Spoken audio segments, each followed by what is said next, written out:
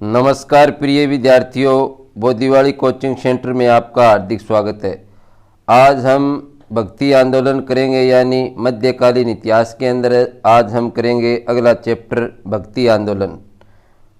हमें सूची का मिलान करना है आचार्य और उनकी विचारधारा यानी मत या वाद।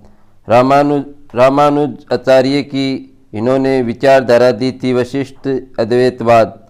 निम्बारक आचार्य की बात करें तो द्वैतवाद यानी भेदा भेद इनकी विचारधारा थी। माधव आचार्य द्वैतवाद और विष्णु स्वामी की बात करें तो शुद्धाद्वैत यानी इनकी विचारधारा थी। नेक्स्ट प्रश्न की बात करें, भक्ति आंदोलन के प्रारंभिक प्रतिपादक थे, तो भक्ति आंदोलन के प्रारंभिक प्रतिपादक पूछे जाए हमें तो रामानुज आचार्य थे। रामानुज आचार्य भक्ति आंदोलन के प्रारंभिक प्रतिपादक थे। पंजाब में भक्ति आंदोलन के अग्रदूत थे, तो पंजाब में भक्ति आंदोलन के अग्रदूत नानक को माना जाता है। भक्ति आंदोलन को दक्षिणी भारत से लेकर उत्तर भारत तक प्रचारित करने का श्रेय किसे दिया जाता है, तो यह श्रेय रामानंद को दिया जाता है। महाराष्ट्र में भक्ति संप्रदाय निम्नलिखित में से किसकी शिक्षाओं द्वारा फैला था, तो ये संत ज्ञानेश्वर की शिक्षाओं द्वारा महाराष्ट्र में भक्ति संप्रदाय फैला था। कबीर के गुरु कौन थे, तो कबीर के गुरु रामानंद कबीर के गुरु थे, यानी ये रामानंद के शिष्य थे कबीर। संत कबीर का जन्म कहाँ पर हुआ, तो ये मगहर वाराणसी जो यूपी के अंदर है, बनारस के अंदर हुआ था।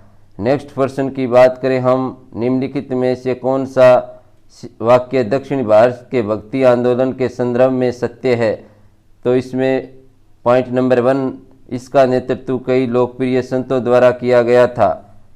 पॉइंट नंबर 3, इसने जाति व्यवस्था का विरोध किया था। नेक्स्ट प्रश्न की बात करें हम, चैतन्य महाप्रभु किस संप्रदाय से जुड़े थे, तो ये गौड़ीय संप्रदाय से जुड़े थे। पुष्टि मार्ग के दर्शन की स्थापना किसने की थी, तो पुष्टि मार्ग के दर्शन की स्थापना बल्लवाचार्य द्वारा की गई थी। नेक्स्ट प्रश्न, किस संत ने ईश्वर को अपने पास अनुभव करने के लिए नृत्य एवं गीत कीर्तन को माध्यम बनाया था, तो चैतन्य महाप्रभु ने। अद्वैतवाद के सिद्धांत के प्रतिपादक कौन थे, तो इसके प्रतिपादक थे शंकराचार्य। निम्न संतों का काल कर्मानुसार व्यवस्थित कर कूट में उत्तर दें, यानी इनका काल बताना इनका सही। तो सबसे पहले कबीर के बाद नानक के बाद चैतन्य के बाद तुलसीदास। नेक्स्ट प्रश्न, गीत गोविंद के रचयिता जयदेव माने जाते हैं, यानी जयदेव थे गीत गोविंद के रचयिता, यदि हमें पूछे जाए तो जयदेव। भक्ति आंदोलन के दौरान असम में किसने इस आंदोलन का प्रतिनिधित्व किया था, तो शंकरदेव ने इस आंदोलन का प्रतिनिधित्व किया था। गुरु नानक का धर्म उपदेश पूछा जाए तो मानव बंधुत्व का था, यानी भाईचारे को बढ़ाना। नेक्स्ट हम सूची का मिलान करेंगे। शंकराचार्य द्वारा स्थापित मठ और स्थल, श्रृंगेरी पीठ की बात करें मैसूर कर्नाटक के अंदर है। गोवर्धन पीठ की बात करें तो पुरी उड़ीसा के अंदर है। ज्योतिष पीठ की बात करें तो बद्रीनाथ उत्तर प्रदेश के अंदर है। शारदा पीठ की बात करें तो द्वारका गुजरात राज्य के अंदर स्थित है। सूची 1 को सूची 2 के साथ सम्मिलित कीजिए। संतों के नाम और संतों के कार्य क्षेत्र, बल्लवाचार्य उत्तर प्रदेश राजस्थान, चैतन्य महाप्रभु बंगाल, मीराबाई राजस्थान और नामदेव महाराष्ट्र से संबंधित थे।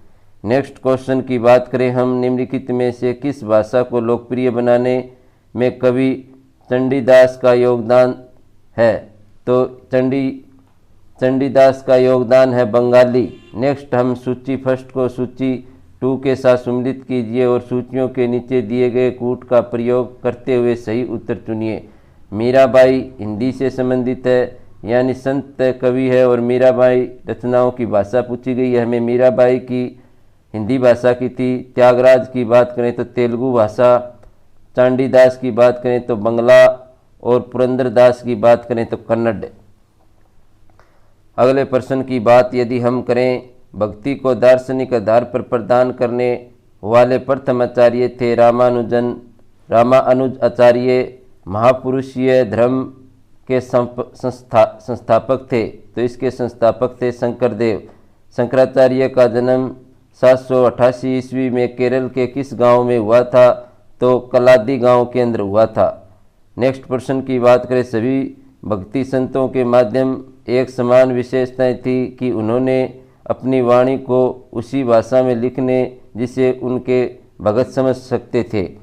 नेक्स्ट प्रश्न की बात करें, भक्ति आंदोलन का प्रारंभ किया गया था आलावार और नया नार संतों द्वारा। भक्ति आंदोलन का प्रारंभ किया गया था अलावार और नया नार संतों द्वारा। नेक्स्ट प्रश्न की बात करें, रामानुजन के अनुयायियों को कहा जाता था तो वैष्णव कहा जाता था। आदि शंकर जो बाद में शंकराचार्य बने, उनका जन्म कहाँ हुआ था? तो उनका जन्म, शंकराचार्य का जन्म केरल में हुआ था। बीजक का रचयिता कौन था? तो बीजक के रचयिता यानी बीजक के लेखक थे कबीर। संत कबीर इसके लेखक माने जाते हैं। भक्ति रस कवित्री मीराबाई थी, एक राजपूत शासक की पत्नी थी। अगले क्वेश्चन की हम बात करें, प्रसिद्ध भक्ति कवित्री मीराबाई के पति का नाम राजकुमार भोजराज था। नेक्स्ट प्रश्न की बात करें, बुद्ध और मीराबाई के जीवन दर्शन में मुख्य साम्य था तो संसार दुखपूर्ण है, ब्रह्म सत्य है और जगत मिथ्या है। यह किसकी युक्ति है? तो यह शंकराचार्य की युक्ति है। निम्नलिखित में से किसके कुछ विचारों ने प्रच्छन्न बोध की संज्ञा दी गई थी? तो यह शंकराचार्य को। रामानुजाचार्य को किस कट्टर शैव मतावली चोल शासक ने धमकी के कारण त्रिचनापल्ली छोड़कर मैसूर जाना पड़ा? तो कुलोत्तुंग फर्स्ट को जाना पड़ा था। नेक्स्ट प्रश्न की बात करें, रामानुजाचार्य को होयसल वंश के जैन धर्मावली शासक विठिर्ग को वैष्णव धर्मावलंबी बनाने में सफलता मिली। विठिग ने अपना नाम बदलकर क्या रखा था? तो ये विष्णु। किसने भक्ति के क्षेत्र में शूद्रों को भगवत दर्शन व मोक्ष का अधिकार देकर उन्हें इस्लाम धर्म को स्वीकार करने से रोका था? तो रामानुजाचार्य द्वारा। दक्षिण भारत का वह संत कौन था जिसने अपना अधिकांश जीवन उत्तर भारत में वृंदावन में बिताया था? तो निबारक आचार्य द्वारा। महाराष्ट्र में विठाबा व विठल आंदोलन का केंद्र था तो यह केंद्र था पठरपुर था। किसने भगवत गीता पर भावार्थ दीपिका नाम से एक वृत्तिका मराठी में लिखी जिसने सामान्यतः विज्ञानेश्वरी के नाम से जाना जाता है? तो ज्ञानदेव ने। यदि संस्कृति वेद भाषा है तो क्या मेरी मातृभाषा मराठी भाषा है? यह उक्ति किसकी है? तो एकनाथ की है। भगत तुकाराम कौन से मुगल सम्राट के समकालीन थे? तो भगत तुकाराम जहांगीर के समकालीन माने जाते हैं। निम्नलिखित में से कौन सा एक सही काल क्रमानुसार है, यानी काल क्रम बताना इसका? शंकराचार्य, रामानुजन, चैतन्य। निम्नलिखित में से किस भक्ति संत ने अपने संदेश के प्रचार के लिए सबसे पहले हिंदी का प्रयोग किया था? तो रामानंद ने। सूची फर्स्ट को सूची सेकंड में सम्मिलित कीजिए और सूचियों के नीचे दिए गए कूट का प्रयोग करते हुए सही उत्तर चुनिए। तो संत और पेशा, नामदेव का पेशा पूछा जाए तो दर्जी थे। कबीर का पेशा पूछा जाए तो जुलावा थे। और रैदास यानी रविदास मोची थे। सेना पूछा जाए तो नाई थे। नेक्स्ट प्रश्न की बात करें हम, शिवाजी के आध्यात्मिक गुरु कौन थे? तो रामदास शिवाजी के आध्यात्मिक गुरु थे। दास बोध के रचयिता रामदास थे। नेक्स्ट हमें प्रश्न की बात करें, जाति पाति पूछे नहीं कोई, हरि का भजे सो हरि का होई। ये पंक्ति किसकी है? तो ये रामानंद की पंक्ति है। गुरु नानक का जन्म 1469 ईस्वी में कहाँ पर हुआ था? तो तलवंडी नानका पंजाब के अंदर हुआ था। सिख धर्म का संस्थापक किसे माना जाता है? तो गुरु नानक को सिख धर्म का संस्थापक माना जाता है। बंगाल और उड़ीसा में वैष्णववाद को लोकप्रिय बनाने का श्रेय किसे है? तो चैतन्य को। चैतन्य महाप्रभु का जन्म स्थल नदिया के अंदर है। उड़ीसा नरेश प्रताप रुद्र किस वैष्णव संत का शिष्य था? तो ये चैतन्य के शिष्य थे। निम्नलिखित में से किस गौरांग प्रभु भी कहा जाता है? तो चैतन्य को।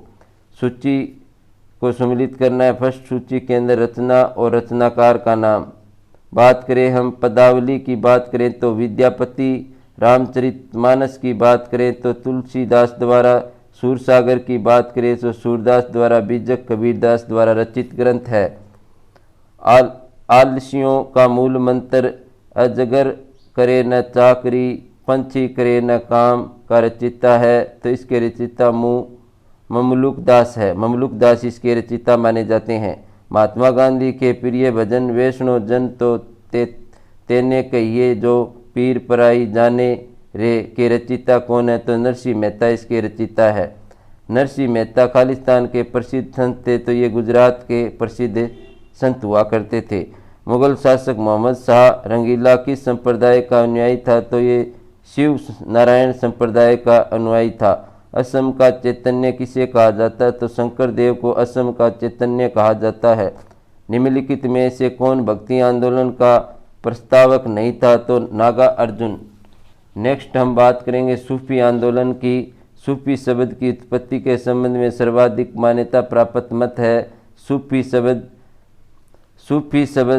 सूफ शब्द से हुई, क्योंकि सूफी ऊनी कंबल या लंबादा ओढ़ते थे। नेक्स्ट प्रश्न की बात करें सूफियों के बारे में क्या असत्य है, तो इनकी विचारधारा कंट्रपति होती थी, यह बात असत्य है। निम्न में से किस हिंदी खड़ी बोली का जनक कहा जाता है, तो मीर खुसरो को खड़ी बोली का जनक कहा जाता है। किस सूफी ने खुद को अनलायक मैं ईश्वर हूँ, अद्वैत मत के अहम ब्रह्मसिम में ब्रह्म हूँ के समान घोषित किया, जिसके कारण उसे फांसी पर लटका दिया गया, तो मशहूर अल हजाज को। नेक्स्ट प्रश्न की बात करें वह सूफी संत कौन था जो यह मानता था कि भक्ति संगीत ईश्वर के निकट पहुँचने का मार्ग है। मोइनुद्दीन चिश्ती। भारत में चिश्ती सिलसिले को किसने स्थापित किया, तो शेख मोइनुद्दीन चिश्ती द्वारा। सूफी सिलसिला मुख्यतः संबंधित है इस्लाम से। इस्लाम रहस्यवादी आंदोलन को कहा जाता है सूफी आंदोलन। सूची की मिलान करना है हमें, फर्स्ट सूची सेकंड में मिलान करना है सूफी सिलसिला और सूफी संस्थापक भारत में। एक की बात करें हम, ऑप्शन नंबर 1 की बात करें सूरवादी की बात करें तो इसके प्रतिपादक यानी संस्थापक शेख बाहुद्दीन जकारिया थे। फिर दोषी की बात करें तो ये बदरुद्दीन समरकंदी थे। कादिरी की बात करें तो कादिरी की मोहम्मद गौस गिलानी थे। नक्शबादी की बात करें तो ख्वाजा बाकी विल्हा थे। नेक्स्ट प्रश्न की बात करें भारत में किस सूफी सिलसिले को सर्वाधिक लोकप्रियता मिली थी, तो ये चिश्ती संप्रदाय को सर्वाधिक लोकप्रियता मिली थी। फिर दोषी सिलसिले के सर्वप्रथम सूफी थे तो मुशर्रफुद्दीन अहमद इबन मसूदम हयाय मनेरी थे। दारा सिखों ने किस सूफी सिलसिले को अपनाया था, तो कादिरी को।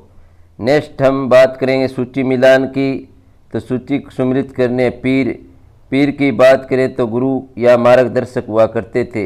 मुरीद की बात करें तो शिष्य कहा जाता है। खलीफा की बात करें तो सूफी मत का अनुपालक कहा जाता है।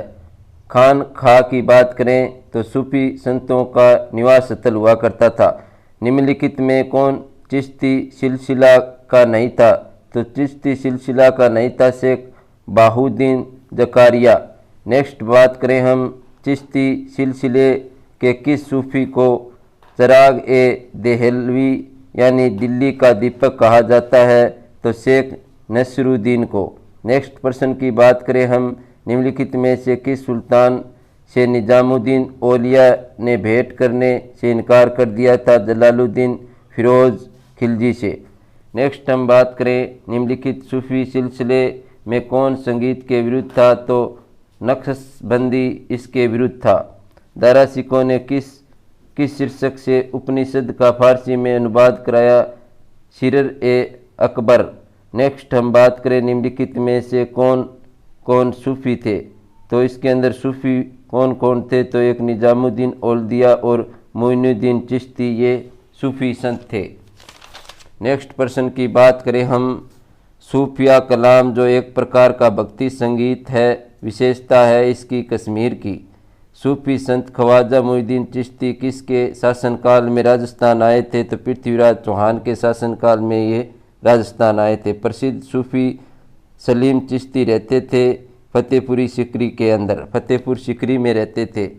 वहद उल सुहुद यानी भारत में द्वैतवाद जैसा सिद्धांत का समर्थन सूफी, जिसे धर्म सुधारक भी कहा जाता है और जिसे मुगल बादशाह ने इसे आरोप पर गिरफ्तार कर लिया गया कि वे पाखंडी है और यह दावा करते हैं कि आध्यात्मिक क्षेत्र में प्रथम 3 खलीफाओं में भी आगे हैं। कौन था? तो वह था शेख अहमद फखरुद्दीन सरहिंदी।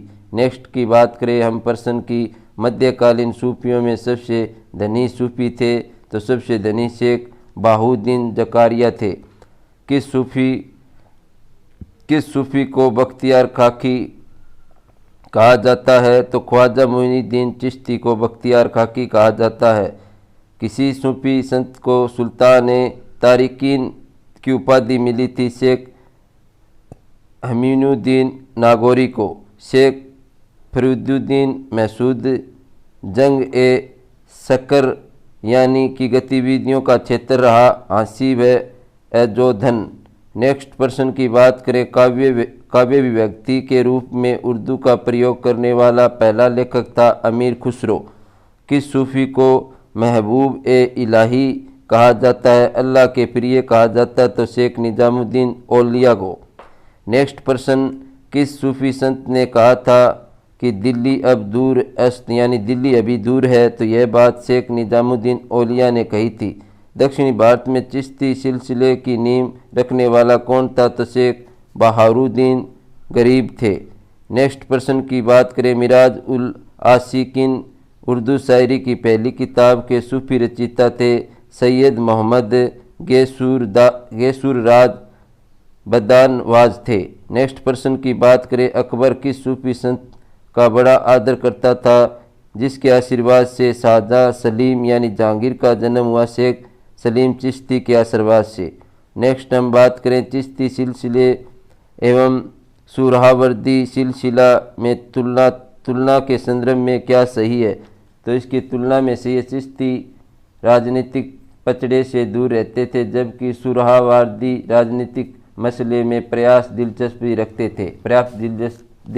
रखते थे।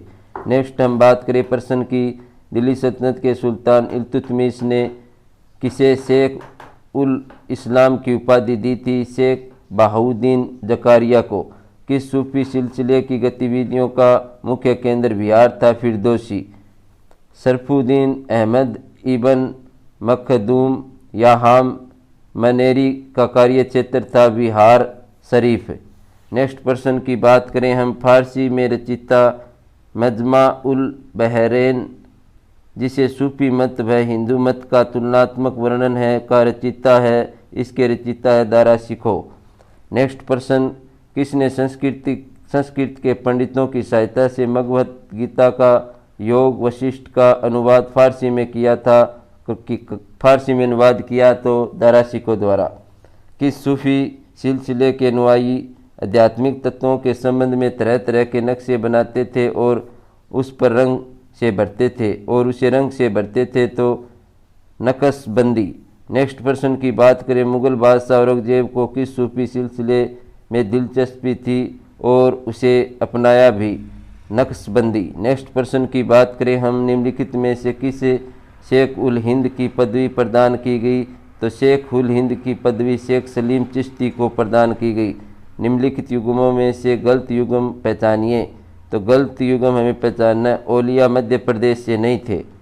नेक्स्ट प्रश्न की बात करें, मध्ययुगीन भारत के धार्मिक इतिहास के संदर्भ में सूफी संत निम्नलिखित में से किस तरह के आचरण का निर्वाह करते थे? तो ये आचरण का निर्वाह करते थे, पॉइंट नंबर 1 ध्यान साधना और श्वास नियमन। नेक्स्ट पॉइंट की बात करें, एकांत में कठोरता यौगिक व्यायाम। पॉइंट नंबर 3 है श्रोताओं के आध्यात्मिक हर्षोमंद उत्पन्न करने के लिए पवित्र गीतों का गायन।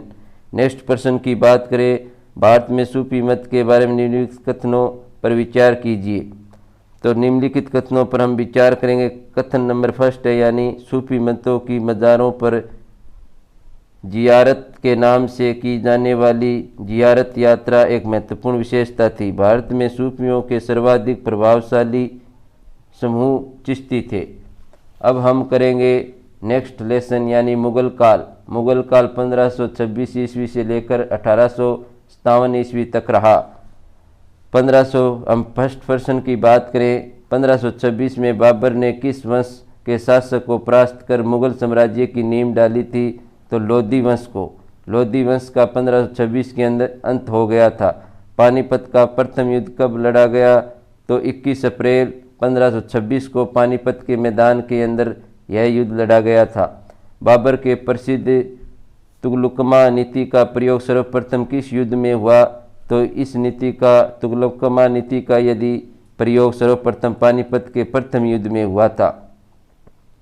नेक्स्ट पर्सन की बात करें, किस युद्ध में जीतने के उपरांत बाबर ने खजाने का मुंह अमीरों और सगे संबंधी आदियों के लिए खोल दिए थे? इस उदारता के लिए उसे कलंदर की उपाधि दी गई। पानीपत का प्रथम युद्ध 1526 के दौरान। भारत में ग्रांड ट्रंक रोड बनाई थी। तो भारत में ग्रांड ट्रंक रोड का निर्माता शेरशाह सूरी को माना जाता है। गुजरात विजय की यादगार में अकबर ने किसका निर्माण कराया था? तो बुलंद दरवाज़ा फतेहपुर सिकरी के अंदर इसका निर्माण कराया था। आईने अकबरी एक महान ऐतिहासिक कृति निम्नलिखित में से किसके द्वारा लिखी गई? आईने अकबरी अबुल फजल द्वारा लिखी गई थी। पानीपत की दूसरी लड़ाई 5 अप्रैल 1556 में निम्नलिखित में से किसके बीच हुई थी?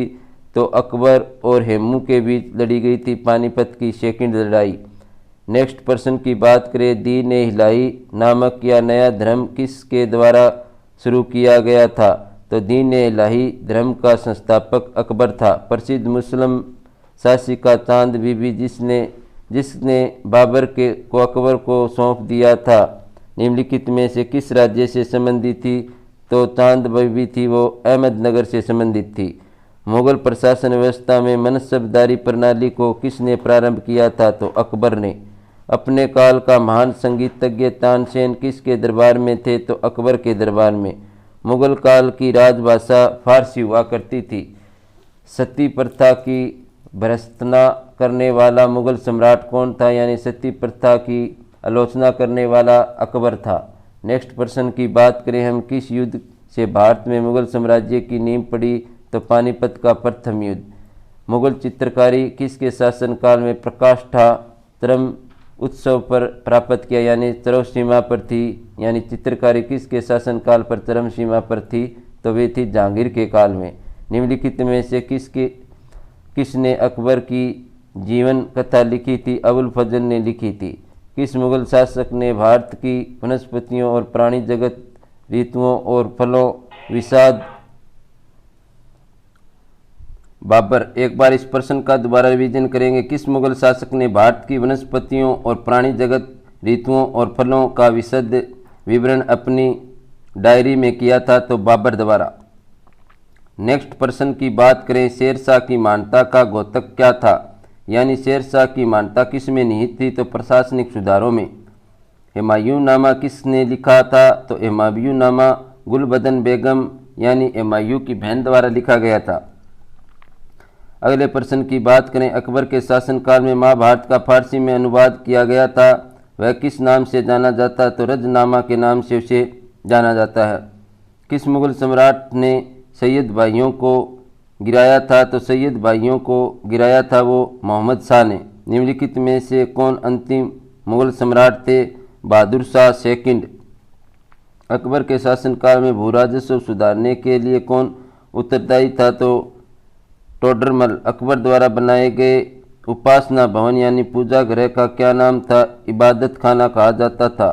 सुप्रसिद्ध संगीतज्ञ तानसेन और बीजू बावरा किसके शासनकाल में सुविख्यात थे? तो ये अकबर के शासनकाल के अंदर विख्यात थे। नेक्स्ट प्रश्न की यदि हम बात करें, रामचरितमानस के लेखक तुलसीदास किसके शासनकाल से संबंधित थे? तो किसके समकालीन थे ये? सूरदास। तो अकबर के समकालीन माने जाते हैं।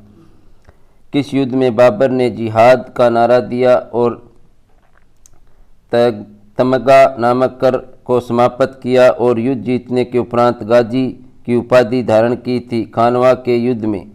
नेक्स्ट प्रश्न की बात करें, मुइयान नामक पद शैली के जन्मदाता बाबर ने अपनी आत्मकथा तुझके बाबरी किस भाषा में लिखी? तो तुर्की भाषा में। बाबर मूल रूप से कहाँ का शासक था? तो फरगना का शासक हुआ करता था। बाबर को भारत पर आक्रमण करने के लिए आमंत्रित करने वालों में कौन शामिल नहीं था? तो चंदेरी का शासक मेदिनी राय शामिल नहीं था। पंजाब का सूबेदार दौलत खां लोधी व उसका पुत्र दिलावर खां लोधी, इब्राहिम लोधी का चचा आलम खां लोधी और मेवाड़ का शासक राणा सांगा, इन्होंने बाबर को भारत पर आक्रमण करने के लिए प्रेरित किया था। नेक्स्ट प्रश्न की यदि हम बात करें, मुगल साम्राज्य में दृढ़ताकरण के दृष्टिकोणों से सबसे निर्णायक युद्ध था खानवा का युद्ध। सूची 1 को सूची 2 के अंदर सम्मिलित कीजिए, यानी बाबर द्वारा लड़े गए युद्ध और शासक। पानीपत का प्रथम युद्ध 21 अप्रैल 1526 को लड़ा गया इब्राहिम लोधी के साथ। नेक्स्ट बात करें, खानवा का युद्ध पूछा जाए तो 1527 के अंदर राणा सांगा के विरुद्ध लड़ा गया था। चंदेरी का युद्ध बाबर और यानी 1528 के अंदर बाबर और मेदिनी राय के विरुद्ध लड़ा गया था। घाघरा का युद्ध 1529 में अफगानों के विरुद्ध मसूद लोधी। नेक्स्ट प्रश्न की यदि हम बात करें, किसने मुगल साम्राज्य की राजधानी को आगरा से दिल्ली स्थानांतरित की थी? तो आगरा से दिल्ली को राजधानी बनाने वाला शासक था शाहजहां। अकबर के युवावस्था में उसका संरक्षक कौन था? तो उसका संरक्षक था बैरम खां। निम्नलिखित में से किस स्थान पर नादिर शाह ने चढ़ाई नहीं की थी? तो कन्नौज पर, यानी यूपी के अंदर, वहाँ पर चढ़ाई नहीं की थी। नादिर शाह द्वारा की गई चढ़ाई वाले शहर थे लाहौर, करनाल और दिल्ली। अगला प्रश्न, किसने ऐसे बाग बगीचे जिसमें बहता पानी हो के निर्माण की परंपरा की शुरुआत की थी? बाबर ने। यानी बाग बगीचों का शौकीन सर्वाधिक शासक कौन था? तो वो था बाबर। निम्नलिखित में से कौन सी आत्मकथा है? तो तुझके बाबरी बाबरनामा ये आत्मकथा है। कौन सा सम्मिलित नहीं है? तो हुमायूं नामा हुमायूं द्वारा नहीं लिखी गई, ये इसके अंदर सम्मिलित नहीं है। तुझके बाबरी की बात करें बाबर द्वारा, तुझके जहांगीरी जहांगीर द्वारा, शाहनामा की बात करें तो मोहम्मद सुलह द्वारा लिखी गई थी। राजा बीरबल की उपाधि किसे दी गई? महेशदास को। औरंगजेब ने ज़्यादा भवनों का निर्माण नहीं करवाया था। उसने अपने शासनकाल में निरंतर युद्ध लड़ने पड़े थे, जिसके कारण उन्होंने सर्वाधिक भवनों का निर्माण नहीं करवाया था। किस मुगल शासक का 2 बार राज्याभिषेक हुआ था? तो औरंगजेब का। ग्रांड ट्रंक रोड सड़क जोड़ती है, ये कलकत्ता व अमृतसर को जोड़ती है। नेक्स्ट प्रश्न की बात करें हम, वर्ष 1526 में लड़ी गई पानीपत की पहली लड़ाई में बाबर से कौन पराजित हुआ था? तो इब्राहिम लोधी। नेक्स्ट प्रश्न की बात करें, शेरशाह सूरी का मकबरा कहाँ पर है? सासाराम बिहार के अंदर इसका मकबरा है। अकबर का राज्याभिषेक कहाँ हुआ था? कलानौर पंजाब के अंदर इसका राज्याभिषेक हुआ था। गुरु अर्जुन देव समकालीन थे जहांगीर के। किस राजपूत वंश ने अकबर के सामने समर्पण नहीं किया? तो सिसोदिया वंश ने अकबर के सामने समर्पण नहीं किया था। किस मुगल शासक को आलमगीर कहा जाता है? तो औरंगजेब को आलमगीर की उपाधि से नवाजा गया था। सम्राट अकबर द्वारा किसको जीर कलम की उपाधि से अलंकृत किया गया था? तो मोहम्मद हुसैन को। बाबर ने पहली बार पश्चिम से कहाँ होकर भारत में प्रवेश किया था? पंजाब से होकर बाबर ने भारत में प्रवेश किया। हल्दी घाटी का युद्ध कब लड़ा गया? तो हल्दी घाटी का युद्ध है 1576 में लड़ा गया। फैजी निम्नलिखित में से किसके दरबार में रहता था? तो फैजी है वो अकबर के दरबार में रहता था। किसके समय मलिक मोहम्मद जायसी ने पद्मावत की रचना की थी? शेरशाह के शासनकाल में। किसने चौसा की लड़ाई 1539 में हुमायूं को पराजित किया था? तो शेरशाह ने। हुमायूं का मकबरा पूछा जाए तो दिल्ली के अंदर स्थित है। किस मुगल शासक ने 2 बार शासन किया? हुमायूं ने। भारत में बीबी का मकबरा स्थित है, तो औरंगाबाद महाराष्ट्र के अंदर स्थित है।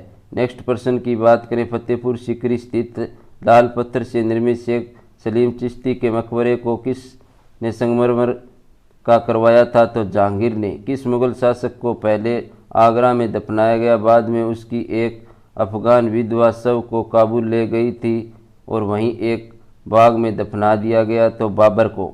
नेक्स्ट प्रश्न, किस मुगल शासक को उपवनों उद्यानों में अत्यंत अभिरुचि के कारण उपवनों का राजकुमार कहा जाता है? तो यह कहा जाता है बाबर को।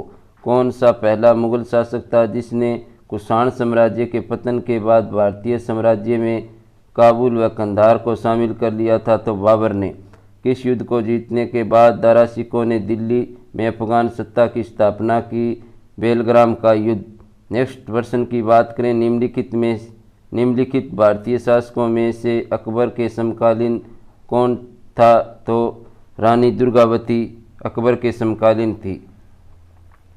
शाहजहां ने निम्नलिखित में से किस शहर में मोती मस्जिद बनवाई थी? आगरा के अंदर। किस मुगल बादशाह ने जजिया नामक कर पुनः लगा दिया था? औरंगजेब ने। अकबर के शासनकाल में अमल गुजारा नामक अधिकारी का कार्य था। तो इसका कार्य भू राजस्व या मूल्यांकन और संग्रह करना। शिवाजी ने मुगलों को किस संधि द्वारा किले को स्थानांतरित किया? तो पुरंदर की संधि द्वारा। नेक्स्ट प्रश्न, किस वर्ष वैसाखी के दिन 13 अप्रैल को गुरु गोविंद सिंह ने खालसा पंथ की नींव रखी थी? तो 1699 के अंदर। निम्न में से कौन सा मुगल बादशाह पहले तो अंग्रेज़ों का कैदी रहा और बाद में जीवन पर्यंत मराठों का पेंशन भोगी रहा? तो वह था शाह आलम द्वितीय। नेक्स्ट प्रश्न की बात करें, दक्षिण में निम्नलिखित में से किसके शासन में मुगल साम्राज्य तमिल राज्य क्षेत्र तक फैला था? तो यह औरंगजेब के समय। मुगल सत्ता की पुनर्स्थापना हुमायूं ने कब की थी? तो मुगल सत्ता की पुनर्स्थापना हुमायूं ने 1555 से लेकर 1556 ईस्वी में की थी। नेक्स्ट प्रश्न की यदि हम बात करें, मुगल सत्ता की पुनर्स्थापना किस युद्ध में हुमायूं को मिली विजय के फलस्वरूप हुई थी? तो यह सरहिंद का युद्ध था। नेक्स्ट प्रश्न, किस मुगल बादशाह की मृत्यु दीन फना पुस्तकालय की सीढ़ियों से गिरने से हुई थी? तो हुमायूं की। किस मुगल बादशाह के दुर्भाग्य पर व्यंग्य करते हुए लेनलूप ने लिखा कि वह जीवन भर ठोकरें खाता रहा और ठोकर खाकर ही उसके जीवन का अंत हुआ? तो यह हुमायूं के बारे में लिखा था। मुगल प्रशासन में मुत्सिब क्या था? तो मुत्सिब था ये लोक आचरण अधिकारी। नेक्स्ट प्रश्न की बात करें, मुगल प्रशासन में मदद ए मास इंगित करता है विद्वानों को दिए जाने वाली राजस्व मुक्त अनुदत्त भूमि। नेक्स्ट प्रश्न यदि हमें पूछा जाए, नेक्स्ट प्रश्न की बात करें, दास्तां ए अमीर हमजा का चित्रांकन किसके द्वारा किया गया? तो अबदूस मसद द्वारा किया गया था। निम्नलिखित में से किस सुल्तान ने पहले हजरत ए आला की उपाधि अपनाई और बाद में सुल्तान की? तो शेर शाह सूरी ने। निम्नलिखित में से किस मुगल बादशाह को वजीर गाजी उद्दीन ने दिल्ली में दाखिल नहीं होने दिया था? तो शाह आलम द्वितीय ने। मरसनवी जो बाबर द्वारा मुस्लिम कानून के नियमों का संग्रह है वह है मुआयबिन। नेक्स्ट प्रश्न की बात करें, औरंगजेब द्वारा चलाए गए जिहाद का अर्थ है दार उल इस्लाम। दिल्ली के लाल किले का निर्माण किसने करवाया था? तो दिल्ली के लाल किले का निर्माण शाहजहां द्वारा कराया गया था। हुमायूं द्वारा लड़े गए 4 प्रमुख युद्धों का तिथि अनुसार सही क्रम अंकित करें और युद्ध स्थलों के नाम अंकित करें। तो दौरा, तोसा, कन्नौज, बेलग्राम और सरहिंद। नेक्स्ट प्रश्न हमें पूछा जाए, निम्नलिखित में से किस इतिहासकार ने शाहजहां के शासनकाल को मुगलों का स्वर्णयुग कहा था? एल श्रीवास्तव ने। पटना को प्रांतीय राजधानी बनाया शेरशाह ने। मयूर सिंहासन तख्त ए ताउस पर बैठने वाला अंतिम मुगल बादशाह कौन था? तो अंतिम मुगल बादशाह मोहम्मद शाह रंगीला था। नेक्स्ट प्रश्न की हमें बात करें, नेक्स्ट प्रश्न हमें पूछा जाए, पानीपत के युद्ध में बाबर की जीत का मुख्य कारण था उसकी सैन्य सकुशलता। जब्ती प्रणाली किसकी उपज थी? तो शेरशाह की। नेक्स्ट बात करें हम, जवाबित का संबंध है राज्य कानून से। ईरान के शाह और मुग़ल शासकों के बीच झगड़े की जड़ क्या थी? तो कंधार। मुमताज़ महल का असली नाम अर्जुमंद बानो बेगम था। नेक्स्ट प्रश्न की बात करें, किस मुग़ल बादशाह को जिंदा पीर कहा जाता है? तो औरंगजेब को। अकबर द्वारा अपनाई गई कौन सी इमारत का नक्शा बौद्ध विहार की तरह है? तो पंचमहल का। अंतिम मुग़ल बादशाह बहादुर शाह जफ़र था, उसके पिता का नाम क्या था? अकबर शाह सेकंड। अकबर ने सर्वप्रथम वैवाहिक संबंध राजपूतों के किस ग्रह से स्थापित किए? वह था कछवाहों से। नेक्स्ट प्रश्न की बात करें हम, औरंगजेब ने दक्षिण में जिन दो राज्यों को विजित किया वे थे बीजापुर और गोलकुंडा। निम्नलिखित में मुग़ल बादशाह में से किसने अपनी आत्मकथा फारसी में लिखी थी? तो जहांगीर ने। नेक्स्ट प्रश्न, मुग़लों ने नरोजा का त्यौहार लिया फारसियों से। कौन सा मकबरा द्वितीय ताजमहल कहलाता है? तो द्वितीय ताजमहल राबिया उल दौरानी का मकबरा बीबी का मकबरा कहलाता है, जो औरंगाबाद के अंदर है। किस बादशाह के अंतर्गत मुग़ल सेना में सर्वाधिक हिंदू सेनापति थे? तो औरंगजेब के अंदर। औरंगजेब के शासनकाल के दौरान सर्वाधिक हिंदू सेनापति हुआ करते थे। किस इतिहासकार ने अकबर द्वारा प्रतिपादित दीन इलाही को एक धर्म कहा? अबुल फजल ने। अनावर ए सुहेली ग्रंथ किसका अनुवाद है? अनावर ए सुहेली ग्रंथ पंचतंत्र का अनुवाद है। जहांगीर के दरबार में पक्षियों का सबसे बड़ा चित्रकार था मैसूर। नेक्स्ट प्रश्न की बात करें हम, निम्न में से किसने मुग़ल काल में ऐतिहासिक विवरण लिखा है? गुलबदन बेगम ने। अकबर द्वारा अपनाई गई सुलह कुल सार्वभौम शांति तथा भाईचारा की अवधारणा निम्नलिखित में से किस पर आधारित है? तो यह राजनीतिक उदारता, धार्मिक सहनशीलता, उदारवादी संस्कृति, दृष्टिकोण, उपरोक्त सभी। प्रसिद्ध गणितज्ञ तानसेन का मकबरा स्थित है ग्वालियर के अंदर, जो एमपी मध्य प्रदेश के अंदर है। गुलबदन बेगम पुत्री थी बाबर की। नेक्स्ट प्रश्न की बात करें हम, मुग़ल प्रशासन में जिले को किस नाम से जाना जाता था? तो जिले को सरकार कहा जाता था। किस सिख गुरु की मृत्यु के लिए औरंगजेब जिम्मेदार है? तो सिख गुरु औरंगजेब तेग बहादुर की मृत्यु का जिम्मेदार है। भारत के मुग़ल शासक बनने पर जिहारुद्दीन मोहम्मद ने खालिस्तान नाम रखा था, तो बाबर। नेक्स्ट प्रश्न की बात करें, अकबर के काल में महाभारत का फारसी में अनुवाद किसके निर्देशों पर हुआ था? तो फैजी के निर्देशों पर। दिल्ली के प्रसिद्ध जामा मस्जिद का निर्माण किसने करवाया था? तो लाल किले और जामा मस्जिद का निर्माण शाहजहां द्वारा कराया गया था। अगले प्रश्न की बात करें हम, निम्न मुसलमान विद्वानों में से हिंदी साहित्य के लिए किसका सबसे महत्वपूर्ण योगदान था? अब्दुल रहीम खान ए खाना। निम्न तथ्यों में कौन तथ्य ऐसा है जो अकबर को राष्ट्रीय सम्राट सिद्ध करने में सहायक नहीं है? तो अकबर के इस्लाम धर्म को त्याग दिया था। नेक्स्ट प्रश्न की बात करें, अकबर द्वारा अपनाई गई श्रेष्ठतम इमारत पाई जाती है फतेहपुर सीकरी में। हल्दी घाटी का युद्ध 1576 के पीछे अकबर का मुख्य उद्देश्य था महाराणा प्रताप को अपने अधीन लाना। मुग़ल सम्राट अकबर के समय का प्रसिद्ध चित्रकार था दशवंत। नेक्स्ट प्रश्न की बात करें हम, निम्नलिखित में से किसमें हिंद व ईरानी वास्तुकला का सर्वप्रथम समन्वय देखने को मिलता है? तो शेरशाह के मकबरे में। शेरशाह के बचपन का नाम फरीद खां था। शेरशाह को उसके पिता हसन खां ने एक जहांगीर के प्रबंधक के रूप में नियुक्त किया था। वह जहांगीर थी सासाराम बिहार के अंदर थी। दक्षिणी बिहार के उस शासक का क्या नाम था जिसने फरीद खां को शेर खां की उपाधि दी गई थी? अपना प्रतिनिधि एक अपने पुत्र का नियुक्त किया था, तो वो था बहार खां लोहानी। नेक्स्ट प्रश्न की बात करें, दक्षिणी बिहार का वास्तविक शासक बनकर शेर खां ने उपाधि धारण की थी हजरत ए आला की उपाधि धारण की थी।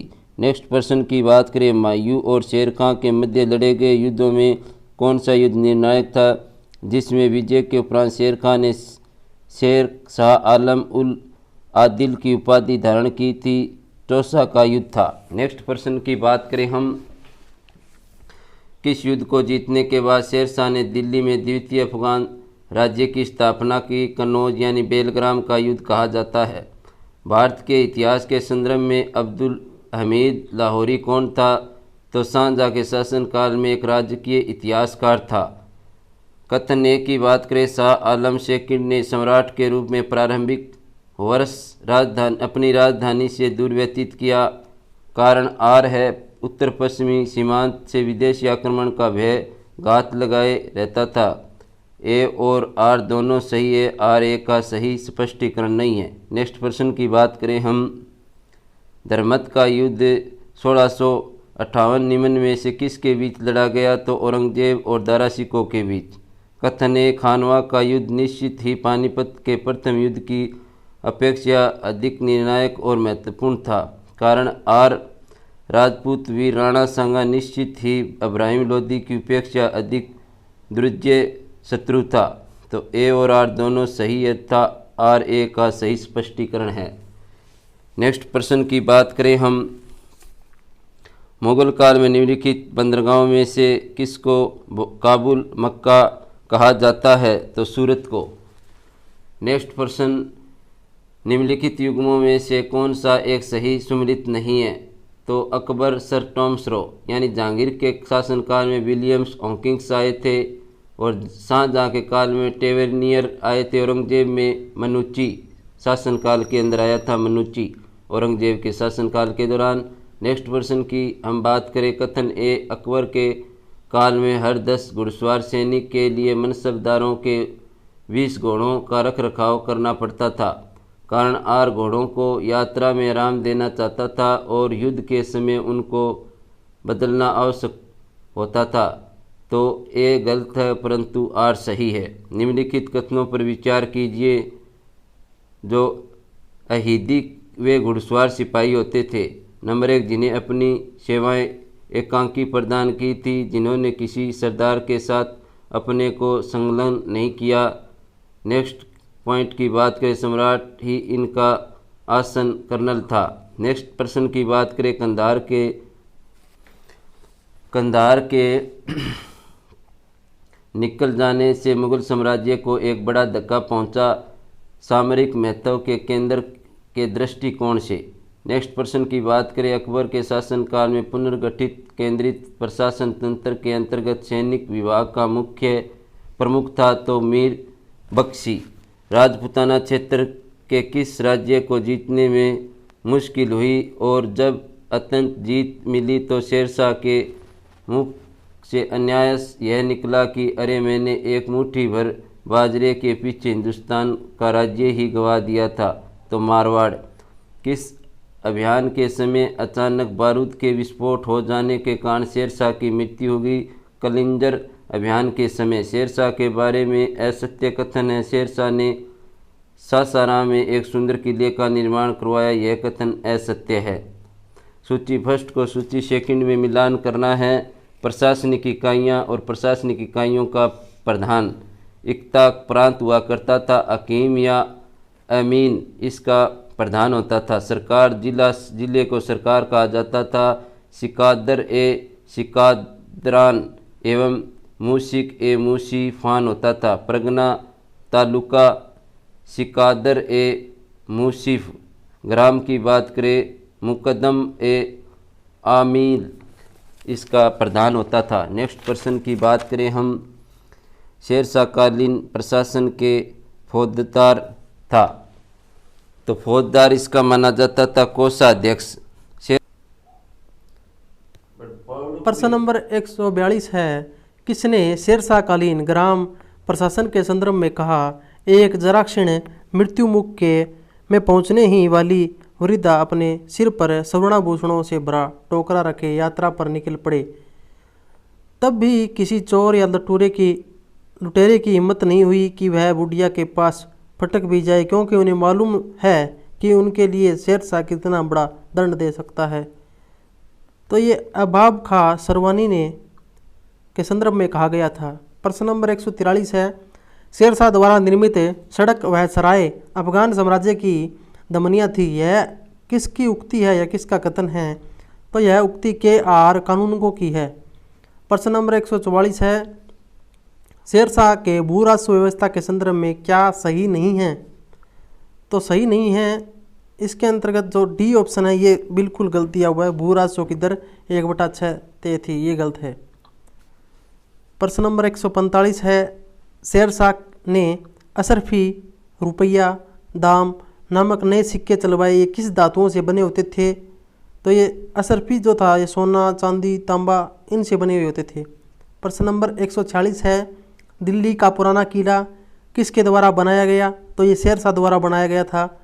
प्रश्न नंबर 147, अमरकोट या उमरकोट के राजा वीरसाल के महल में किस मुगल बादशाह का जन्म हुआ था? तो अकबर का जन्म उमरकोट की पहाड़ियाँ या उमरकोट के राजा वीरसाल के महल में हुआ था। प्रश्न नंबर 148 है, हमीदा बानो बेगम कौन थी? तो यह अकबर की माता का नाम हमीदा बानो बेगम था। प्रश्न नंबर 149 है, अकबर के संरक्षक बैरम खां का पतन कब हुआ? तो इनका पतन 1560 ईस्वी में हुआ था। प्रश्न नंबर 150 है, सूर्यवंश के हिंदू प्रधानमंत्री हेमू पहले रेवाड़ी के बाजार में नमक बेचा करता था, मगर वह बहुत प्रतिभा संपन्न था। उसने अपने जीवन में लड़ी गई 24 लड़ाइयों में से 22 को जीता था। हेमू ने किस उपलक्ष्य में विक्रमादित्य की उपाधि धारण की? तो उन्होंने आगरा दिल्ली पर अधिकार करने के उपलक्ष्य में विक्रमादित्य की उपाधि धारण की थी। प्रश्न नंबर 151 है, पर्दा शासन जो 1560 से 1564 ईस्वी के लिए जिम्मेवार अतका खेल या हरमदल की सर्वप्रमुख सदस्य थी? तो महान अनगा जो हरमदल की प्रमुख सदस्य थी। प्रश्न नंबर 152 है, अकबर ने साम्राज्य विस्तार का आरंभ किस विजय से किया? तो मालवा विजय से इन्होंने साम्राज्य विस्तार का आरंभ किया था।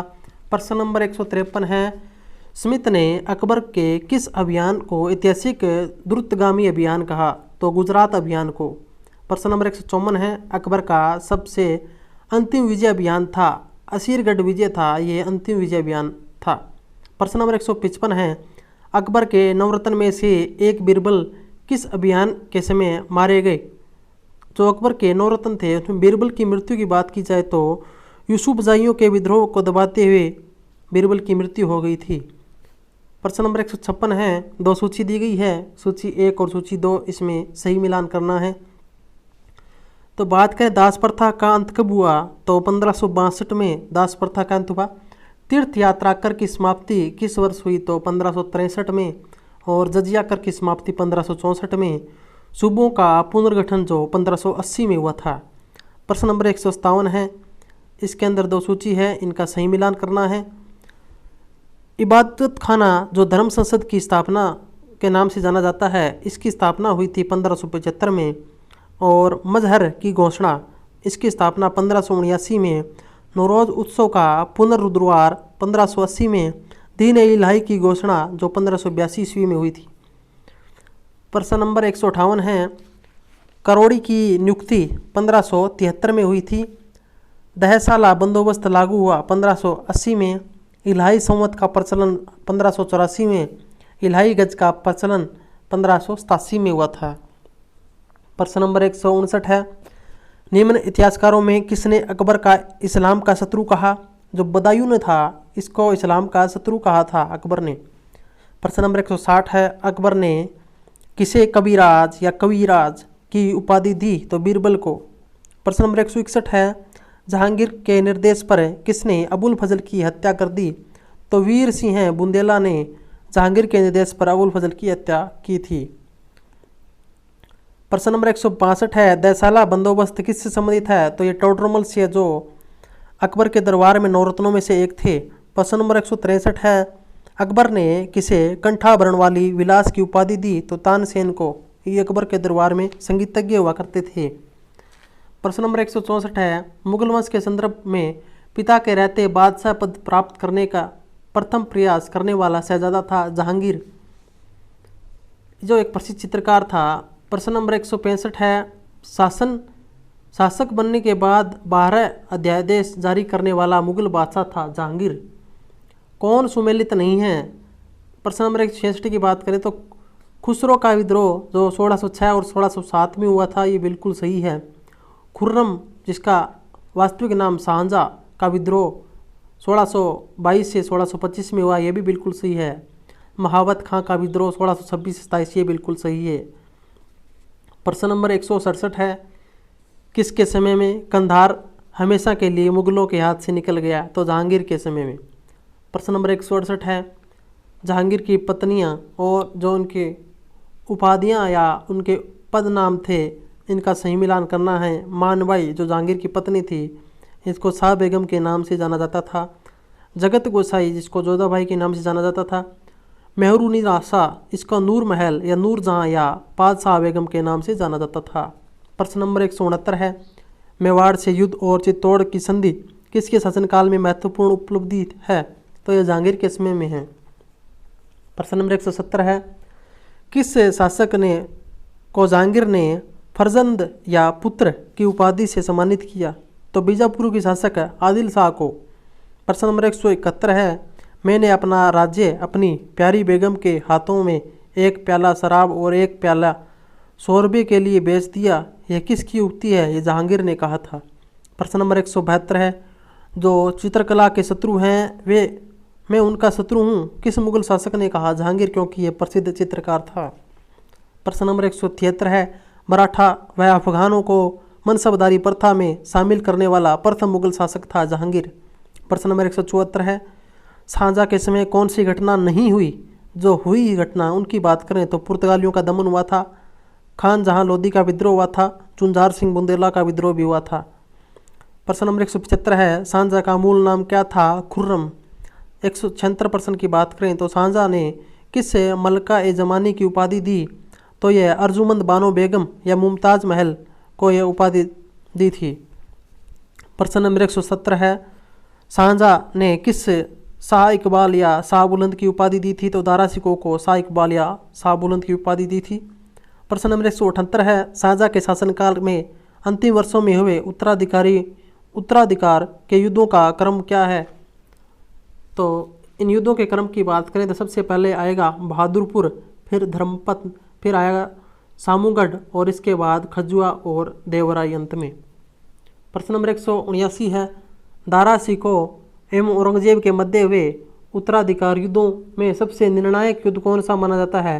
तो जो सामूगढ़ का युद्ध है वो सबसे निर्णायक युद्ध माना जाता है। प्रश्न नंबर 180 है, औरंगजेब ने अपने पिता को किस किले में नज़रबंद कर दिया? जहां 8 वर्ष के बाद नज़रबंदी की हालत में ही शाहजहाँ की मौत हो गई, तो आगरा का किला में उनको नज़रबंद कर दिया गया था। प्रश्न नंबर 181 है, औरंगजेब के विरुद्ध हुए उत्तर भारत के विद्रोह का सही क्रम है? तो सबसे पहला विद्रोह बात करें जाटों का, फिर बुंदेला, फिर सतनामी और अंत में सिख विद्रोह हुआ था। प्रश्न नंबर 182 है, किस जाट नेता ने बादशाह अकबर के मकबरे जो सिकंदरा को हानि पहुंचाई तथा अकबर की कब्र को खोदकर उसकी हड्डियों को जला दिया? तो राजा राम ने। अगला प्रश्न 183 है, साकी मुस्तईद खां की रचना मयासिर ए आलमगिरी को किसने मुगल राज्य के गजेटियर की संज्ञा दी? तो यह इसका आंसर आएगा जदुनाथ सरकार ने। प्रश्न नंबर 184 है, जिस प्रकार स्पेन के फोड़े ने नेपोलियन को बर्बाद किया, उसी प्रकार दक्कन के फोड़े ने औरंगजेब को, यह कथन किस इतिहासकार का है? तो यह कथन की बात करें तो यह जद्दूनाथ सरकार का कथन है। प्रश्न नंबर 185 है, किस मुगल बादशाह को उसकी प्रजा शाही वेश में एक दरवेश फकीर कहती थी? औरंगजेब को। प्रश्न नंबर 186 है, किसने अकबर को जिले इलाही या खुदा की परछाई या फर्र ए इज्दी या खुदा से निकलने वाली रोशनी कहा? अबुल फजल ने। प्रश्न नंबर 187 है, दीवान ए वजीरात ए कुल नामक नए पद की स्थापना किसने की? अकबर ने। प्रश्न नंबर 188 है, अकबर के समय मुगल सूबों या प्रांतों की संख्या 15 थी, जो औरंगजेब के समय बढ़कर कितनी हो गई थी? तो यह 15 से 21 हो गई थी। प्रश्न नंबर 189 है, अंतिम रूप से जजिया कर समाप्त करने वाला मुगल बादशाह था मोहम्मद शाह रंगीला। प्रश्न नंबर 190 है, हस्तांतरण के लिए आरक्षित भूमि को मुगल काल से क्यों कहा जाता था? तो इसको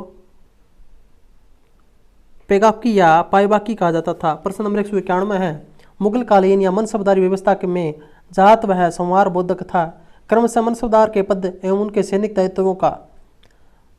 प्रश्न नंबर 192 है, मनसबदारी व्यवस्था में दो अस्पा सिंह अस्पा का प्रचलन किसने किया? तो जहांगीर ने दो अस्पा सिंह अस्पा का प्रचलन किया था। प्रश्न नंबर 193 है, मनसबदारी व्यवस्था में महान जहांगीरों का प्रचलन का श्रेय है शाहजहां को। अगला प्रश्न की बात करें 194 की, जहांगीरदारी संकट सर्वप्रथम किस मुगल बादशाह के शासनकाल में उत्पन्न हुई? तो यह औरंगजेब के शासनकाल में हुई थी। प्रश्न नंबर 195 है, मुगल स्थापत्य कला के संदर्भ में पेट्रा या ड्यूरा का अर्थ है संगमरमर के पत्थरों पर जवाहरात से की गई जड़ावट को पेट्रा ड्यूरा कहा जाता है। प्रश्न नंबर 196 है, भारत में चार बाग शैली का प्रथम मकबरा है हुमायूं का मकबरा चार बाग शैली से बना हुआ मकबरा है। प्रश्न नंबर 197 है, पेट्रा ड्यूरा का आरंभ किसने किया? जहांगीर ने। प्रश्न नंबर 198 है, वह कौन सी पहली इमारत है जिसका निर्माण पूर्ण रूपेण संगमरमर से हुआ है और जिसमें पेट्रा ड्यूरा का प्रयोग हुआ है? तो यह इतमाद उद दौला का मकबरा है, इसके अंदर पूर्ण रूप से संगमरमर का यूज हुआ है। प्रश्न नंबर 199 है, निम्न में किस शासक काल को संगमरमर का काल कहा जाता है? तो ये शाहजहां को शासनकाल को संगमरमर का काल कहा जाता है। प्रश्न नंबर 200 है, जहांगीर ने किस चित्रकार को फारस के शाह एवं उसके अमीरों का छवि चित्र बनाने के लिए फारस या ईरान भेजा? तो यह बिशम दास को।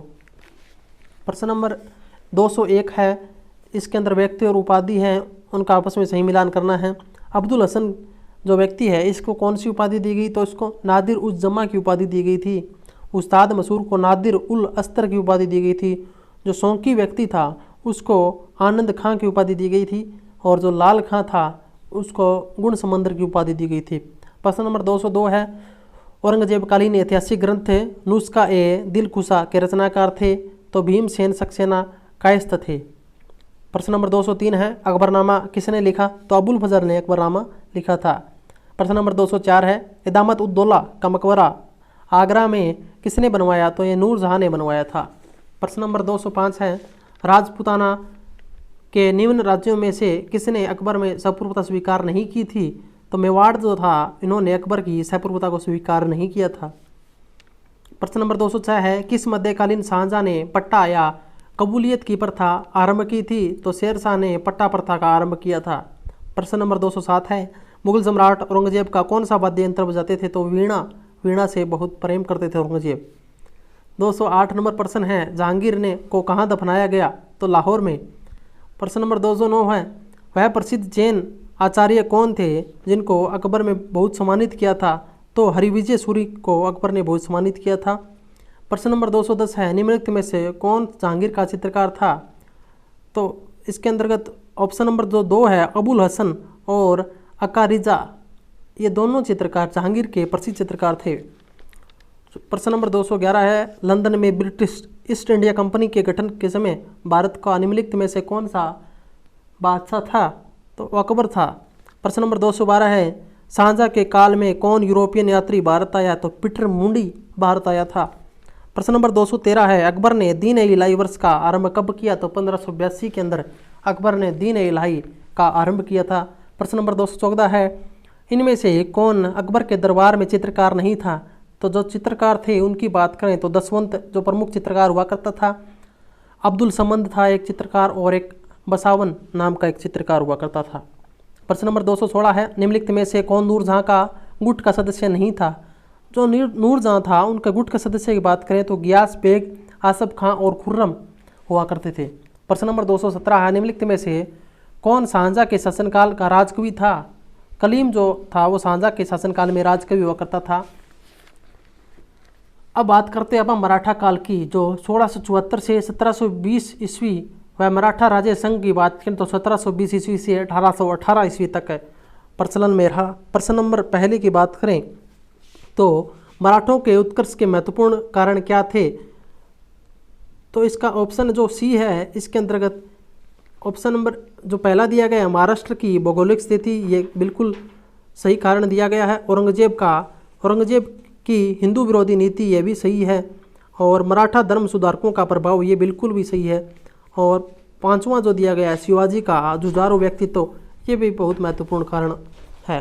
प्रश्न नंबर दूसरे की बात करें, मराठों ने सर्वप्रथम किसके अधीन कार्य कर प्रशासनिक अनुभव प्राप्त किया? तो देवगिरी के यादवों के अधीन कार्य कर उन्होंने अनुभव प्राप्त किया था। प्रश्न नंबर 3 है, मराठों के बरगिरीगिरी जो गुरिल्ला युद्ध प्रणाली या छापामार युद्ध प्रणाली गुण का सबसे पहले और सबसे अधिक प्रयोग किसने किया?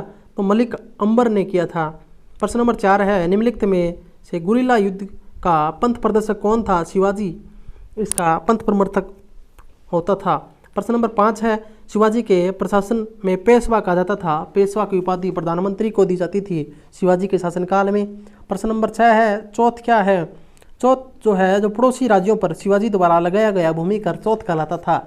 प्रश्न नंबर 7 है, मराठा राज्य का दूसरा संस्थापक किसे कहा जाता है? तो बालाजी विश्वनाथ को मराठा साम्राज्य का दूसरा संस्थापक कहा जाता है। प्रश्न नंबर 8 है, निम्नलिखित यूरोपीय शक्तियों में किसने शिवाजी को तोपें प्रदान की? तो तोपों की बात करें तो शिवाजी को अंग्रेजों ने तोपों की प्रदान की थी। प्रश्न नंबर 9 है, शिवाजी ने मुगलों को किस संधि के द्वारा किलों को स्थापित किया?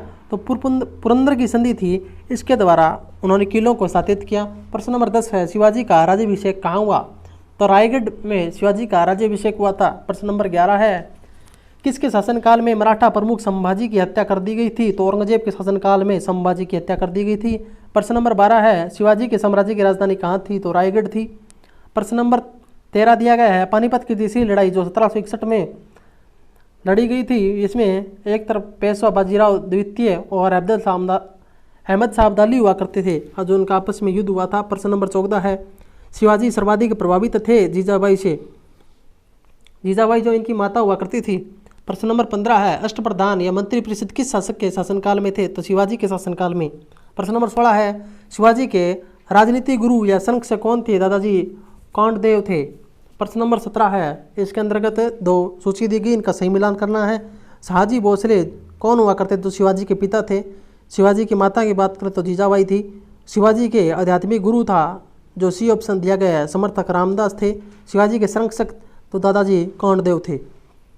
प्रश्न नंबर 18 है, शिवाजी का क्रम दर्शन का उपदेश देने वाले एवं शिवाजी के पुत्र संभाजी को मराठों को संगठित करने एवं महाराष्ट्र धर्म का प्रचारित करने का उपदेश देने वाला मराठा संत था समर्थक रामदास हुआ करता था। प्रश्न नंबर 19 है, दासबोध के रचनाकार कौन थे? तो दासबोध के रचनाकार समर्थक रामदास थे। प्रश्न नंबर 20 है, लॉर्ड वेलेस्ली की सहायक संधि को स्वीकार करने वाला पहला मराठा सरदार कौन था? तो पेशवा बाजीराव द्वितीय था। प्रश्न नंबर 21 है, सरजामी प्रथा किससे संबंधित है? मराठा भू राजस्व व्यवस्था से संबंधित सरजामी प्रथा है।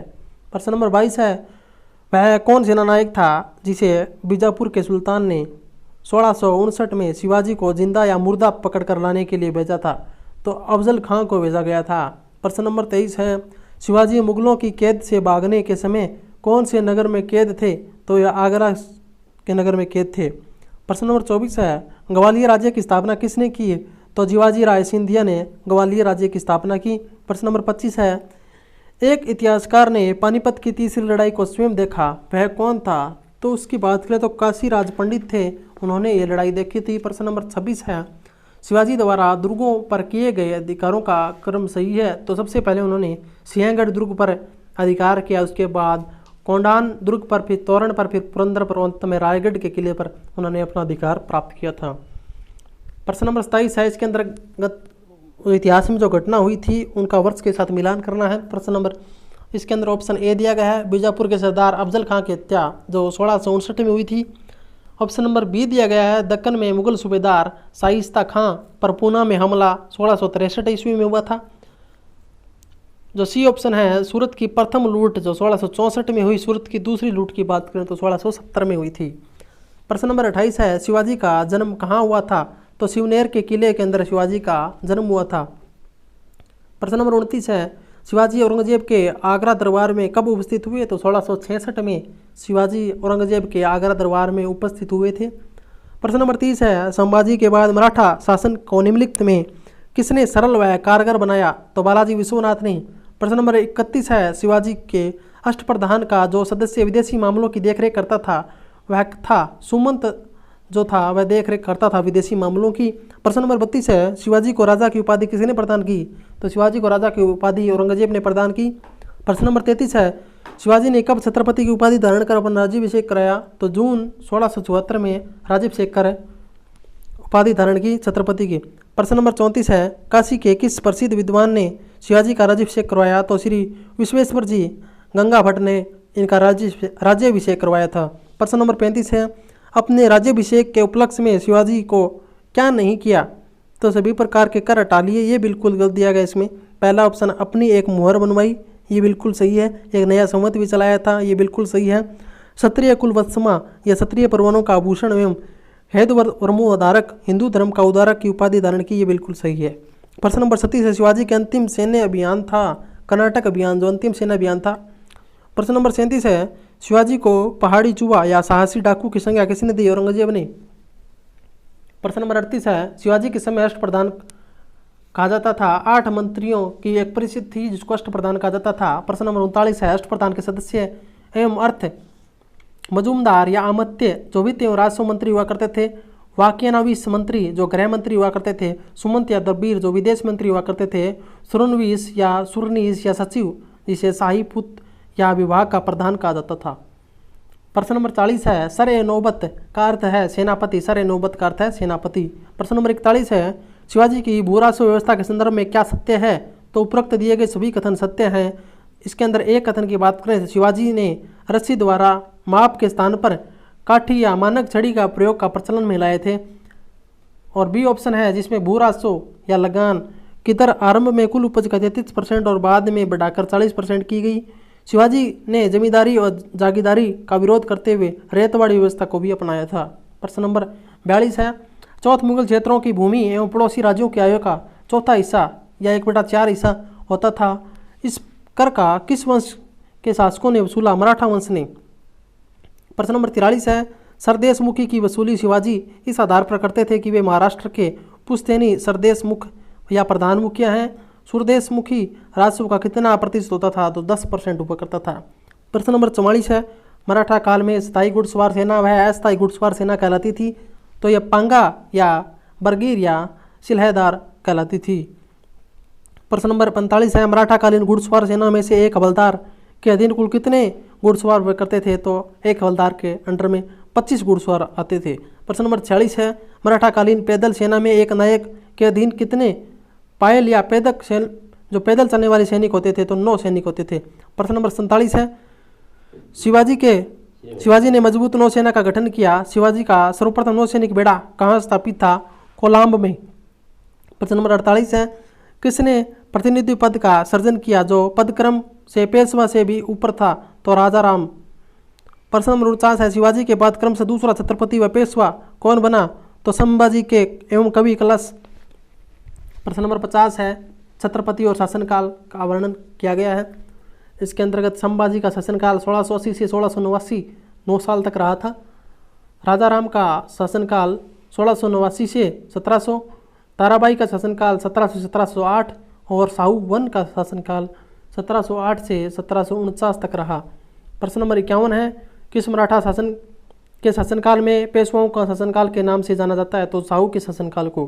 प्रश्न नंबर 52 है, मराठा मंडल या मराठा राज्य संघ की स्थापना किस पेशवा के समय हुई? तो बालाजी विश्वनाथ के समय हुई थी।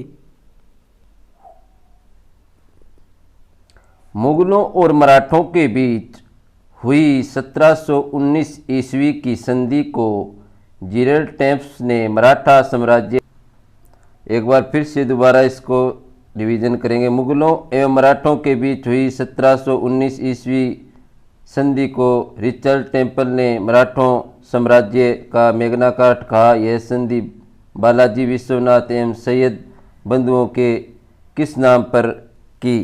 तो यह मराठा छत्रपति शाहू एवं मुगल बादशाह रफ़ी उद रजात के बीच हुई थी।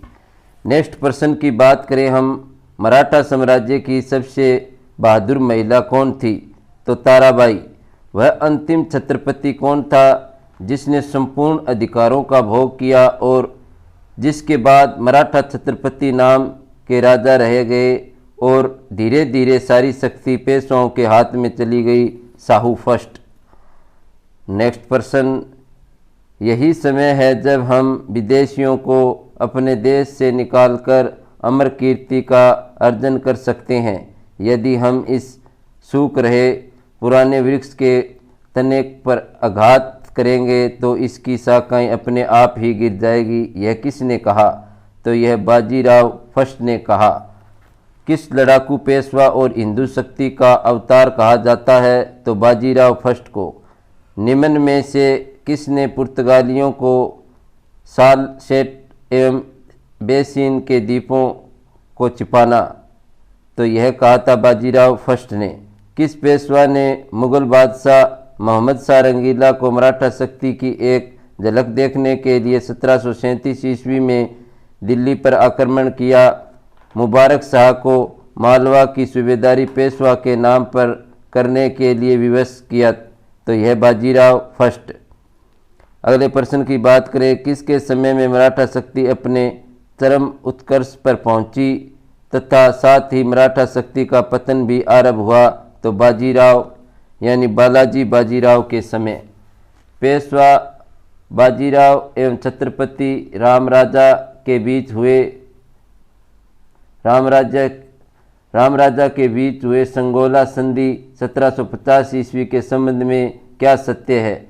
तो यह संधि पूना सम्मेलन में सभी प्रमुख मराठा सरदारों की उपस्थिति में किया गया था। छत्रपति रामराजा द्वारा संगोला नामक दस्तावेज पर हस्ताक्षर करने के कारण यह संगोला संधि कहलाया। केंद्रीय सरकार का पूरा दफ्तर सतारा से पूना कर दिया गया एवं पेशवा राज्य का सर्वा बन गया। नेक्स्ट प्रश्न की बात करें, किस मराठा सरदार ने पूर्व से बंगाल, बिहार, उड़ीसा में 1741-51 के बीच मराठा शक्ति का प्रचार किया और बंगाल के नवाब अलवर्दी खां को संधि करने पर विवश कर दिया? रघुजी भोंसले। नेक्स्ट प्रश्न, किस मराठा सरदार ने 1758-59 में पंजाब पर विजय किया? तो रघुनाथ राव ने। अगले प्रश्न की बात करें हम, किसने दिल्ली में मुगल बादशाह की सहायता के लिए रखे गए अपनी सेना का वेतन चुकाने के लिए दिल्ली के दीवान आम की छत से चांदी निकलवा ली थी? तो ये सदाशिव राव भाऊ द्वारा। 2 मोती जाल में घुले हुए सोने की 27 मोहरें खोदी गई। चांदी और तांबे की जो हानि हुई उसका कोई अनुमान नहीं लगाया जा सकता। यह किस से संबंधित है? तो यह पानीपत के तृतीय युद्ध में मराठा सेना के विनाश से है। पानीपत के तृतीय युद्ध में मारे जाने वाले 2 महत्वपूर्ण सैन्य सरदार थे, विश्वास राव और सदाशिव राव भाऊ। सदाशिव राव भाऊ थे। नेक्स्ट प्रश्न की बात करें, किस इतिहासकार ने कहा पानीपत का तृतीय युद्ध एक निर्णायक युद्ध था? मराठा सेना की मुकुटमणि वहीं गिर गई थी और इस युद्ध के पश्चात मराठाओं के अखिल भारतीय साम्राज्य के सपन नष्ट हो गए थे। तो यदुनाथ सरकार ने यह शब्द कहे थे। शिवाजी के बाद किसने गुरिल्ला युद्ध का संचालन किया? तो बाजीराव फर्स्ट ने। किस मराठा पेशवा को मैकियावेली कहा जाता है? तो नाना फडणवीस को मैकियावेली कहा जाता है। निम्न में से किसने पानीपत के तृतीय युद्ध में संगठित मराठा सेना का नेतृत्व किया? तो सदाशिवराव भाऊ द्वारा। पानीपत के तृतीय युद्ध के परिणामों से पेशवा बालाजी बाजीराव को गहरा आघात लगा जिससे उसकी मृत्यु हो गई। बालाजी बाजीराव के बाद बने पेशवाओं को कालक्रमानुसार सजाइए। तो इसका कालक्रमानुसार है माधव राव, इसके बाद नारायण राव, इसके बाद माधव राव नारायण, इसके बाद बाजीराव सेकंड यानी द्वितीय। नेक्स्ट प्रश्न की यदि हम बात करें, अगले प्रश्न की, मई 1771 में दिल्ली की गद्दी पर शाह आलम सेकंड को पुनर्स्थापित करने वाला मराठा सरदार था? तो हमदाजी सिंधिया। नेक्स्ट प्रश्न, इसका उत्तर सही है महादजी सिंधिया। किस अंतिम महान पेशवा कहा जाता है? तो अंतिम महान पेशवा माधव राव थे। किस पेशवा के अबोध होने के कारण मराठा राज्य की देखरेख बड़ा भाई नाम की 12 सदस्यों की एक परिषद करती थी? तो माधव राव नारायण द्वारा। किसके शासनकाल में प्रथम अंगला मराठा युद्ध 1775 से लेकर 82 तक हुआ? तो यह माधव राव नारायण के समय हुआ था। द्वितीय अंगला मराठा युद्ध या तृतीय अंगला मराठा युद्ध के समय मराठा पेशवा था तो बाजीराव सेकंड। मराठा साम्राज्य का अंतिम पेशवा बाजीराव सेकंड था। निम्नलिखित में से सम्मिलित करने हैं हमें। सूरत की संधि की बात करें तो सूरत की संधि 1775 के अंदर हुई। पुरंदर की संधि की बात करें तो 1776 में हुई थी। बड़गांव की संधि पूछी जाए तो बड़गांव की संधि 1779 के अंदर हुई। सालबाई की संधि पूछी जाए तो 1782 के अंदर हुई थी। नेक्स्ट प्रश्न, हमें संधि का नाम और वर्ष बताने, हमें सूची फर्स्ट सूची सेकंड का मिलान करना है। देवगांव की संधि पूछी जाए तो 1803 के अंदर हुई। सुरजी अर्जुन गांव की संधि पूछी जाए तो 1803 के दौरान हुई। राजपुर घाट की संधि की बात करें तो 1805 के अंदर हुई थी। तृतीय अंग्ला मराठा युद्ध 1817 से लेकर 1818 के दौरान हुई। इसमें सबसे अंतिम संधि थी तो कानपुर की संधि थी। मराठा सचिवालय कहलाता है फाद, यानी मराठा सचिवालय को फाद कहा जाता था। तृतीय अंग्ला मराठा युद्ध जो कि अंग्रेजों एवं मराठों के बीच अंतिम युद्ध था का क्या परिणाम हुआ, तो इसका परिणाम उपरोक्त सभी, यानी नंबर 1 बात करें, पेशवा का पद समाप्त कर दिया गया और बाजीराव सेकंड को पेंशन यता बनाकर बिठूर में रहने के लिए भेज दिया गया। सेकंड ऑप्शन की बात करें, पेशवा के प्रदेश पूना को अंग्रेजी साम्राज्य में मिला लिया गया। अन्य छोटे छोटे मराठा राज्य कंपनी के अधीन हो गए थे। नेक्स्ट हम बात करें प्रश्न की, किस मराठा सरदार ने सेना का गठन यूरोपीय ढंग से किया था, तो महदजी सिंधिया ने किया था। नेक्स्ट हमें सूची मिलान करना है फर्स्ट और सेकंड का, राज्य क्षेत्र और संस्थापक। बड़ौदा का संस्थापक बड़ौदा पूछा जाए तो गायकवाड़ हुआ करते थे, इसका संस्थापक गायकवाड़। इंदौर का संस्थापक होलकर। नागपुर का संस्थापक भोसले और ग्वालियर का संस्थापक सिंधिया। किसने कहा कि मराठों का उदय आकस्मिक अग्निकांड की भांति हुआ, तो यह ग्रांट फर्ड ने कहा था। 1775-82 के बीच प्रथम अंग्ला मराठा युद्ध निम्न में से कौन सा एक परिणाम था, तो यह परिणाम था किसी भी पक्ष की जीत नहीं हुई थी। अहमद शाह अब्दाली ने भारत पर आक्रमण और पानीपत की तीसरी लड़ाई लड़ने का तत्कालिक कारण क्या था, तो वह मराठों द्वारा लाहौर से अपने वायसराय तैमूर शाह के निष्कासन का बदला लेना चाहता था। औरंगजेब की मृत्यु के समय मराठा नेतृत्व किसके हाथ में था, तो ताराबाई के हाथ में था। शिवाजी का जन्म कब हुआ तथा कब उन्होंने छत्रपति की उपाधि धारण की थी, तो शिवाजी का जन्म 1627 ईस्वी में हुआ और उन्होंने 1664 ईस्वी में छत्रपति की उपाधि धारण की थी। शिवाजी की मृत्यु के पश्चात उत्तराधिकार के लिए किन के बीच लड़ाई हुई, तो राजा राम और संभाजी के बीच में हुई थी। पेशवाई को कब समाप्त किया गया था, तो पेशवाई 1818 के अंदर समाप्त कर दिया गया था। नेक्स्ट हम बात करेंगे यूरोपियों का आगमन। सूची का मिलान करना, हमें फर्स्ट सूची को सेकंड सूची में मिलाना है। यूरोपीय व्यापारी कंपनियां और स्थापना वर्ष। पुर्तगाली ईस्ट इंडिया कंपनी की स्थापना 1600 ईस्वी के अंदर हुई। ब्रिटिश ईस्ट इंडिया कंपनी की स्थापना 1498 के अंदर हुई। डच ईस्ट इंडिया कंपनी की बात करें तो 1602 ईस्वी के अंदर। फ्रेंच ईस्ट इंडिया कंपनी 1664 ईस्वी के अंदर। नेक्स्ट हमें सूची को सेकंड सूची में सम्मिलित कीजिए। यूरोपीय व्यापारी कंपनी और मुख्यालय। पुर्तगाली ईस्ट इंडिया कंपनी का मुख्यालय गोवा के अंदर है। ब्रिटिश ईस्ट इंडिया कंपनी का कलकत्ता के अंदर।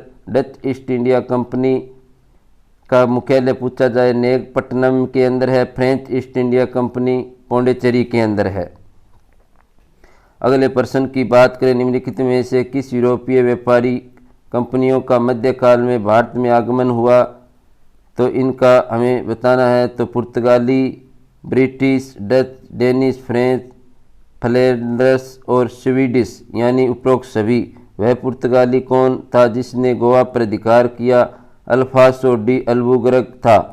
नेक्स्ट प्रश्न की बात करें, भारत में ईस्ट इंडिया कंपनी का पहला गवर्नर कौन था, तो Warren Hastings east India Company का पहला गवर्नर जनरल बना?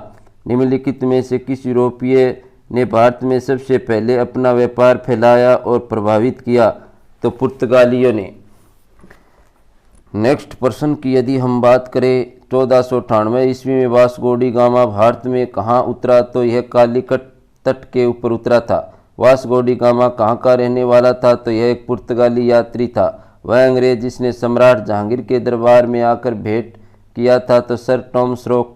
गोवा, दमन और द्वीप का उपनिवेशीकरण मूलतः किया गया था पुर्तगालियों द्वारा। अलबुकर्क ने गोवा को 1510 में किससे छीना था? तो बीजापुर के सुल्तान से छीना था। भारत तक समुद्री मार्ग की खोज की गई थी पुर्तगालियों द्वारा। ब्रिटिशों ने भारत में सूरत में अपनी पहली फैक्ट्री स्थापित करने की अनुमति निम्नलिखित में से किसने प्राप्त की थी? तो जहांगीर ने। भारत के समुद्री मार्ग की खोज की थी वास्को डी गामा।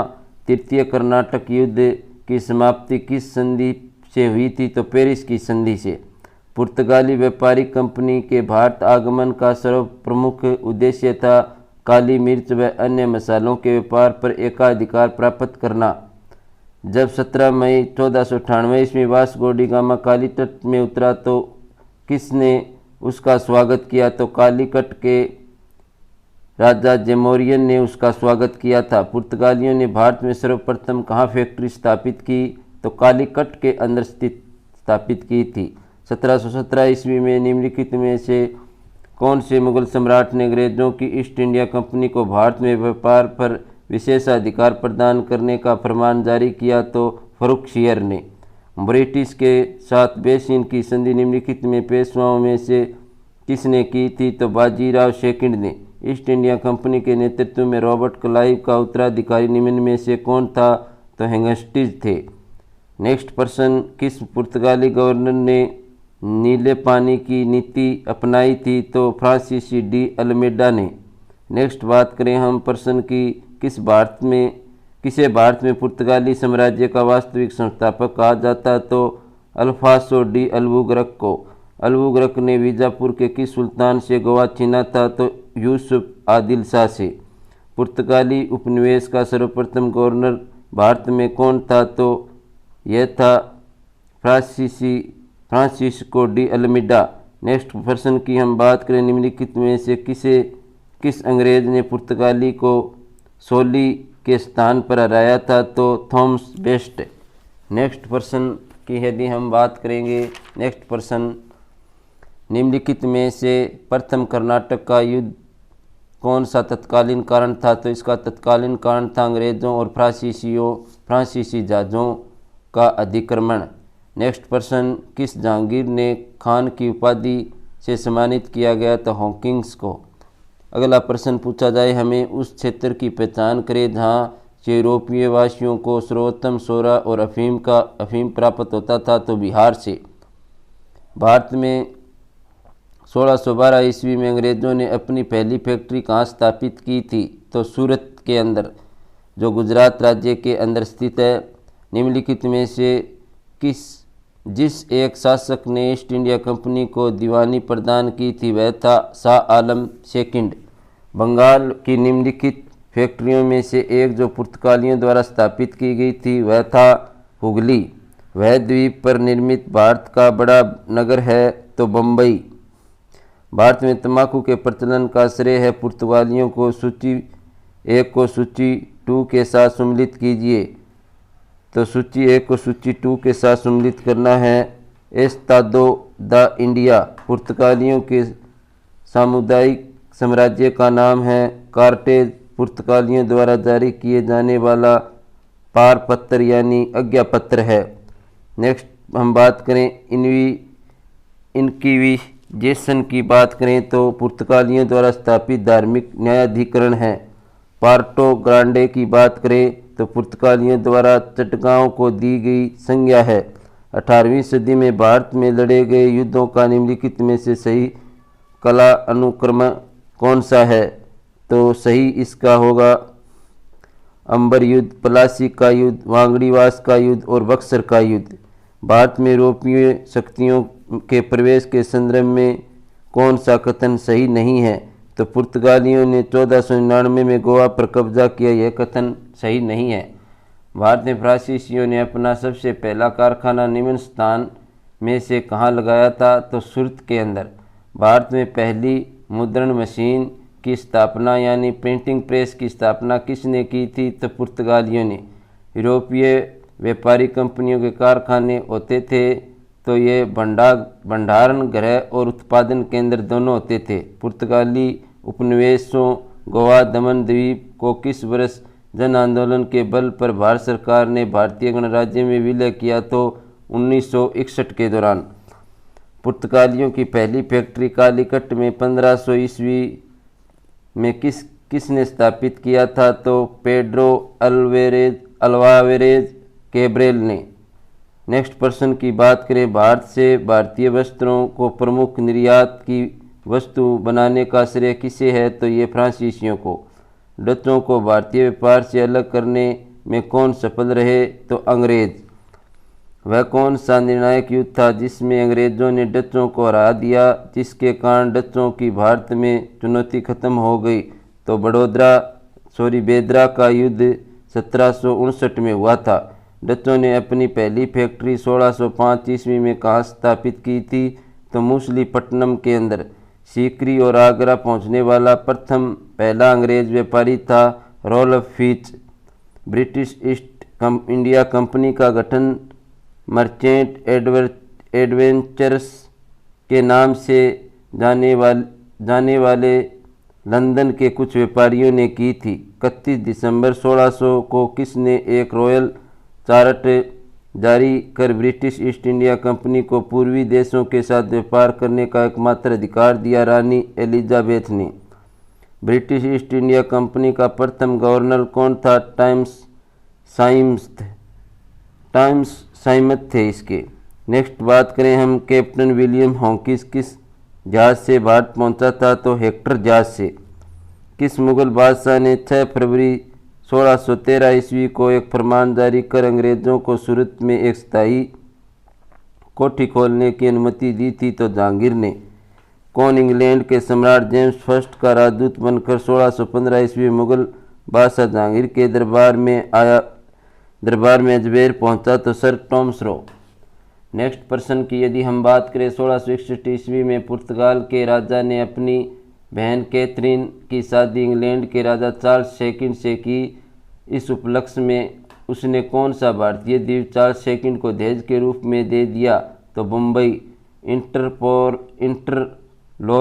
इंटरलोर्प्स एक अनधिकृत व्यापारियों के रूप में सामुद्रिक लुटेरे थे।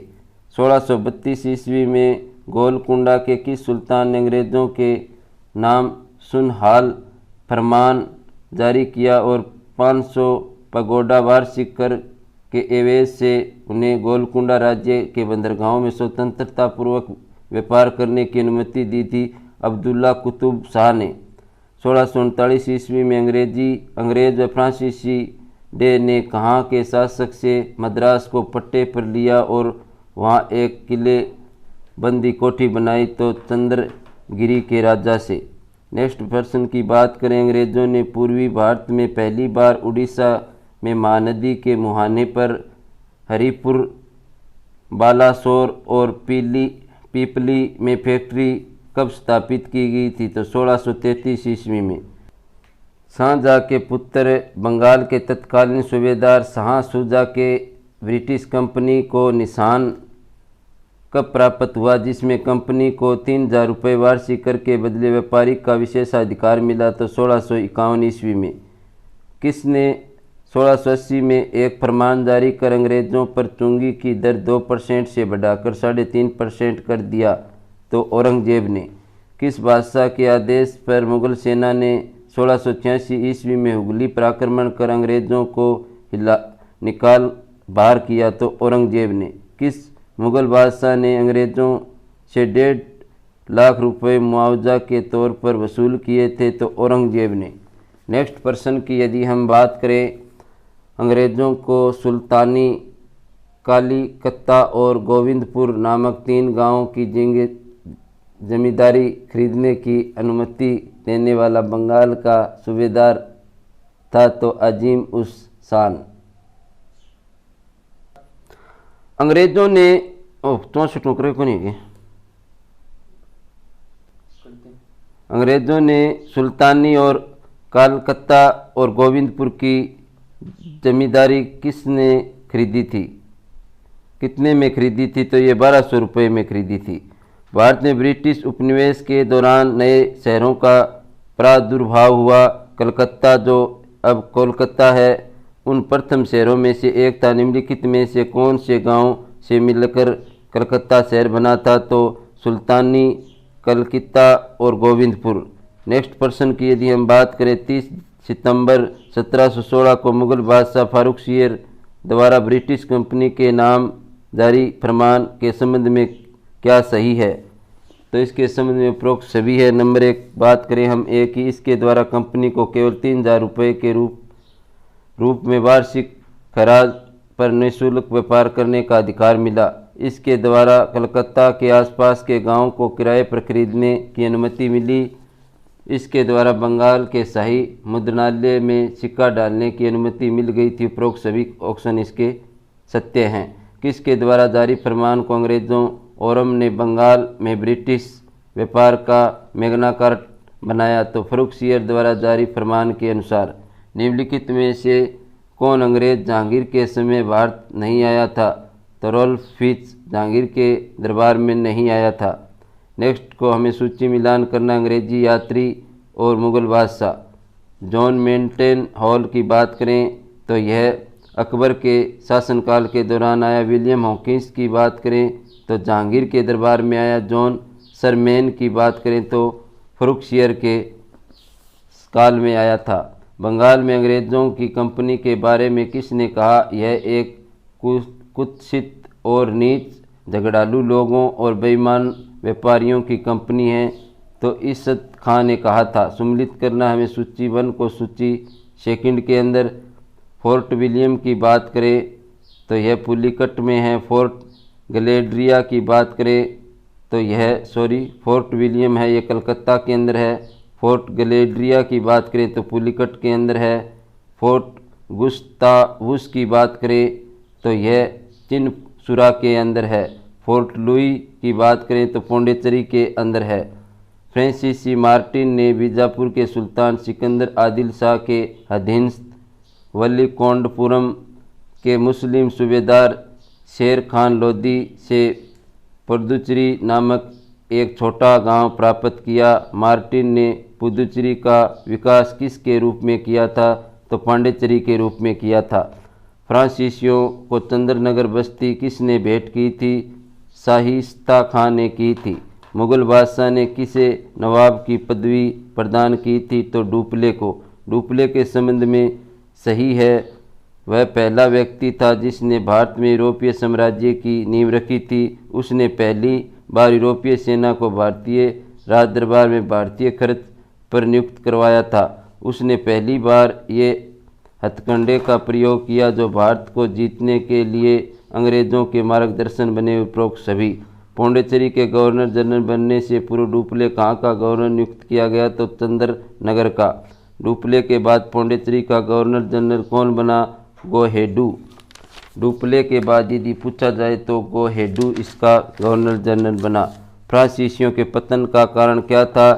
तो अंग्रेजों की नौसेना सर्वश्रेष्ठ थी, यानी भारत व व्यापार के बाहर अंग्रेजों से व्यापारिक प्रतिद्वंदता, फ्रांसीसी सरकार के समर्थन का अभाव, फ्रांसीसी कंपनी का दुर्बल संगठन। उपरोक्त सभी।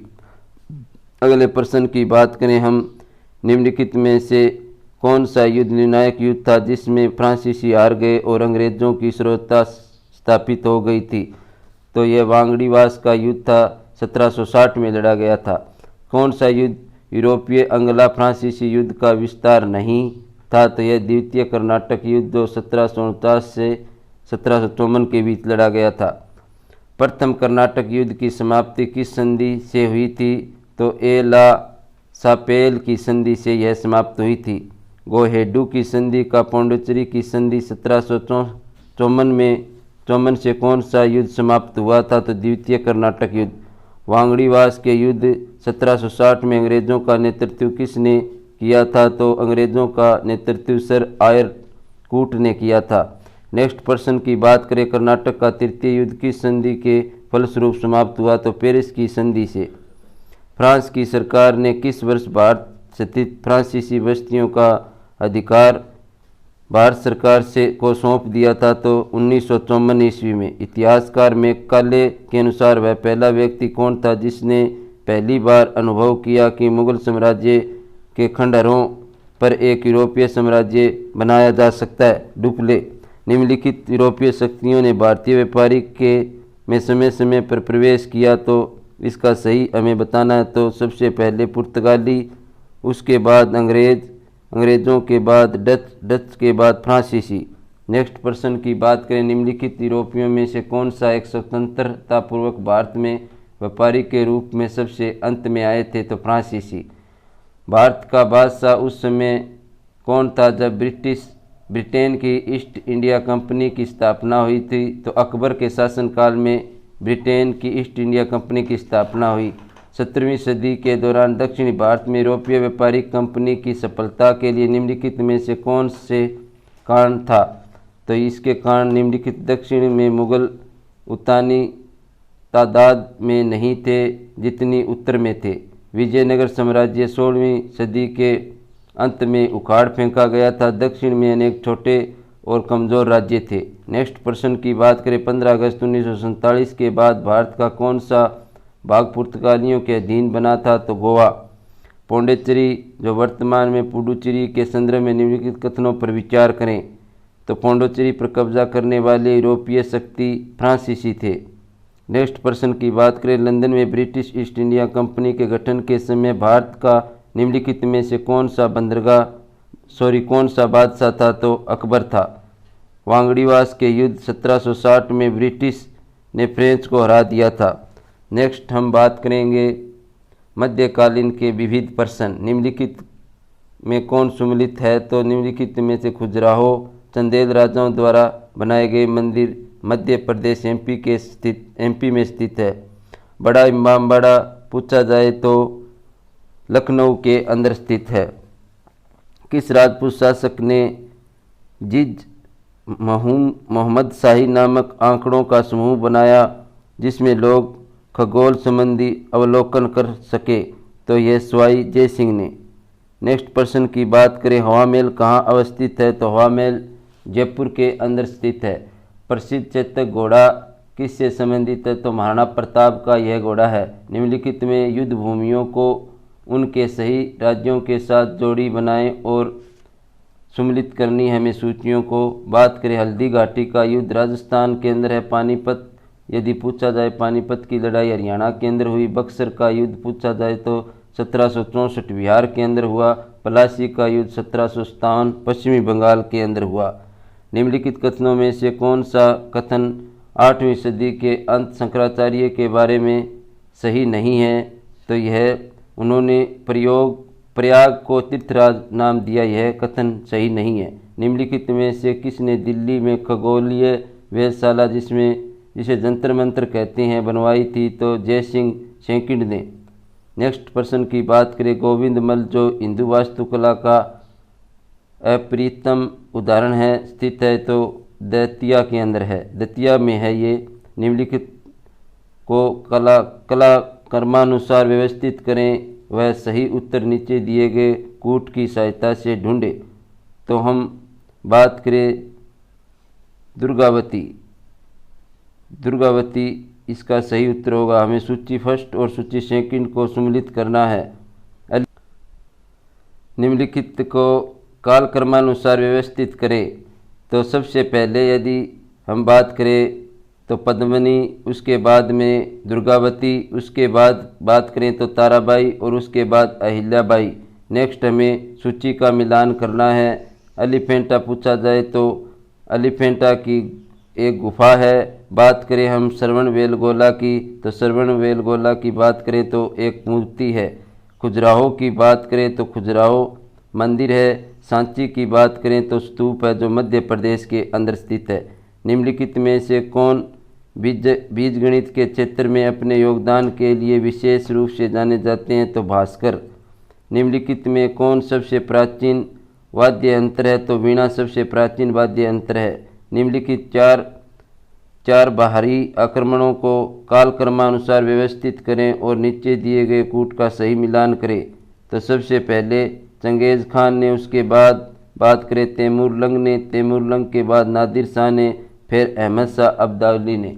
नेक्स्ट प्रश्न की बात करें हम, कौन से वृत्त मंदिर के प्रारंभिक अभिकल्पना तथा निर्माण सूर्यवर्मन सेकंड राज्यकाल के दौरान हुए? तो अंकोर वाट का मंदिर। सूची फर्स्ट को सूची सेकंड में मिलान करना है, तो इसका मिलान पुरातत्वीय स्मारक स्थल और राज्य। बात करें हम शिशुपालगढ़ की, तो शिशुपालगढ़ उड़ीसा के अंदर स्थित है। नेक्स्ट हम बात करेंगे फिर वहाँ की, तो वो स्थित है उत्तर प्रदेश के अंदर। गोपालपाड़ा की बात करें तो गोपालपाड़ा असम के अंदर है। विष्णुपुर की बात करें तो यह मणिपुर के अंदर स्थित है। निम्नलिखित कथनों पर विचार कीजिए। दक्षिणी भारत के इवांशु शासक बौद्ध मत के विरोधी थे। पूर्वी भारत के पाल शासक बौद्ध मत के समर्थक थे। उपरोक्त कथनों में से कौन सा सही है? तो दोनों कथन इसके सही है। निम्नलिखित कथनों पर विचार कीजिए। हिंदू देवी देवताओं तथा मुस्लिम संतों की प्रशंसा में रचित गीतों का संग्रह किताब नौरस यानी अब्राहिम आदिल शाह सेकंड द्वारा लिखा गया। सेकंड बात करें, भारत में कव्वाली के नाम से जाने जाने वाली संगीत शैली के प्रारंभिक रूप का आरंभिक अमीर खुसरो थे। तो दोनों कथन इसके सत्य हैं। निम्नलिखित कथनों पर कौन सा एक सही नहीं है? तो अली मर्दान खान ने बंगाल में राजस्व कृषि पद्धति आरंभ की थी, यह कथन सही नहीं है। निम्नलिखित घटनाओं पर विचार कीजिए। तो सबसे पहली घटना की बात करें, कुतुब मीनार का निर्माण हुआ। अगली हम बात करें फिरोज शाह तुगलक की मृत्यु, पुर्तगालियों का भारत पर आगमन, विजयनगर के कृष्ण देव राय का शासनकाल। नेक्स्ट हमें सूची फर्स्ट को सूची सेकंड में मिलान करना है। सूची फर्स्ट को सूची सेकंड का मिलान हमें करना है। इक्ता दिल्ली के सुल्तान हुआ करते थे। जहांगीर की बात करें तो मुग़लों से संबंधित है। अमरम की बात करें तो विजयनगर से है। मोकाशा की बात करें तो मराठे। नेक्स्ट हम बात करें निम्नलिखित में से पर विचार करना, हमें उनको कालक्रम के अनुसार बताना है। नंबर 1 बात करें कुतुब मीनार, इसके बाद बात करें हम तुगलकाबाद किला, इसके बाद लोधी गार्डन और लोधी गार्डन के बाद फतेहपुर सिकरी। नेक्स्ट हमें सूची फर्स्ट को सूची सेकंड में मिलान करना है। 1556 की बात करें तो अकबर का राज्यारोहण हुआ था। 1600 ईस्वी की बात करें तो ईस्ट इंडिया कंपनी को अधिकार पत्र प्रदान किया गया। 1686 की बात करें तो शिवाजी का देहांत हो गया था। 1639 के दौरान नादिर शाह का दिल्ली पर आक्रमण। महाभारत की विषय वस्तु पर विभिन्न भाषाओं के कृतिकारों के निम्नलिखित युग्मों में से कौन सा एक सही सम्मिलित है? तो एक सही सम्मिलित है पंपा कन्नड़। नेक्स्ट हमको सम्मिलित कीजिए। पानीपत की द्वितीय लड़ाई की बात करें तो भारत में मुगल शासन। नेक्स्ट बात करें हम तराइन का द्वितीय युद्ध की बात करें, तराइन का द्वितीय युद्ध है तो इसकी बात करें भारत में तुर्क शासन। तालीकोटा की लड़ाई की बात करें तो विजयनगर साम्राज्य का पतन। प्लासी की लड़ाई की बात करें तो भारत में ब्रिटिश शासन। नेक्स्ट हमें निम्नलिखित में से कौन सा युग्म सही सम्मिलित है? तो अमरावती बौद्ध स्तूप आंध्र प्रदेश के अंदर स्थित है। यदि हमें पूछा जाए अमरावती बौद्ध स्तूप तो वो आंध्र प्रदेश के अंदर स्थित है। सूर्य मंदिर स्थित है कोणार्क में। सूची फर्स्ट को सूची सेकंड में मिलाना है। अलाई दरवाज़ा दिल्ली के अंदर अलाउद्दीन खिलजी द्वारा बनाया गया। बुलंद दरवाज़ा फतेहपुर सिकरी अकबर के शासनकाल में बना था। मोती मस्जिद की बात करें तो आगरा के अंदर है, शाहजहाँ द्वारा बनाई गई थी। मोती मस्जिद दिल्ली की बात करें तो औरंगजेब द्वारा बनाई गई थी। पृथ्वीराज विजय का लेखक कौन है? तो जैनक है। पृथ्वीराज विजय के लेखक पूछे जाए तो जैनक। नागर, द्रविड़ और वेसर शैली भारतीय मंदिर वस्तुओं की ये 3 प्रमुख शैलियाँ हैं। इस प्रकार से हमने मध्यकालीन और आधुनिक भारत के बारे में विस्तार पूर्वक अध्ययन किया था। मध्यकालीन हिस्ट्री की थी, और इसको लाइक और कमेंट और शेयर करें ज़्यादा से ज़्यादा। आप दोस्तों का बहुत बहुत धन्यवाद।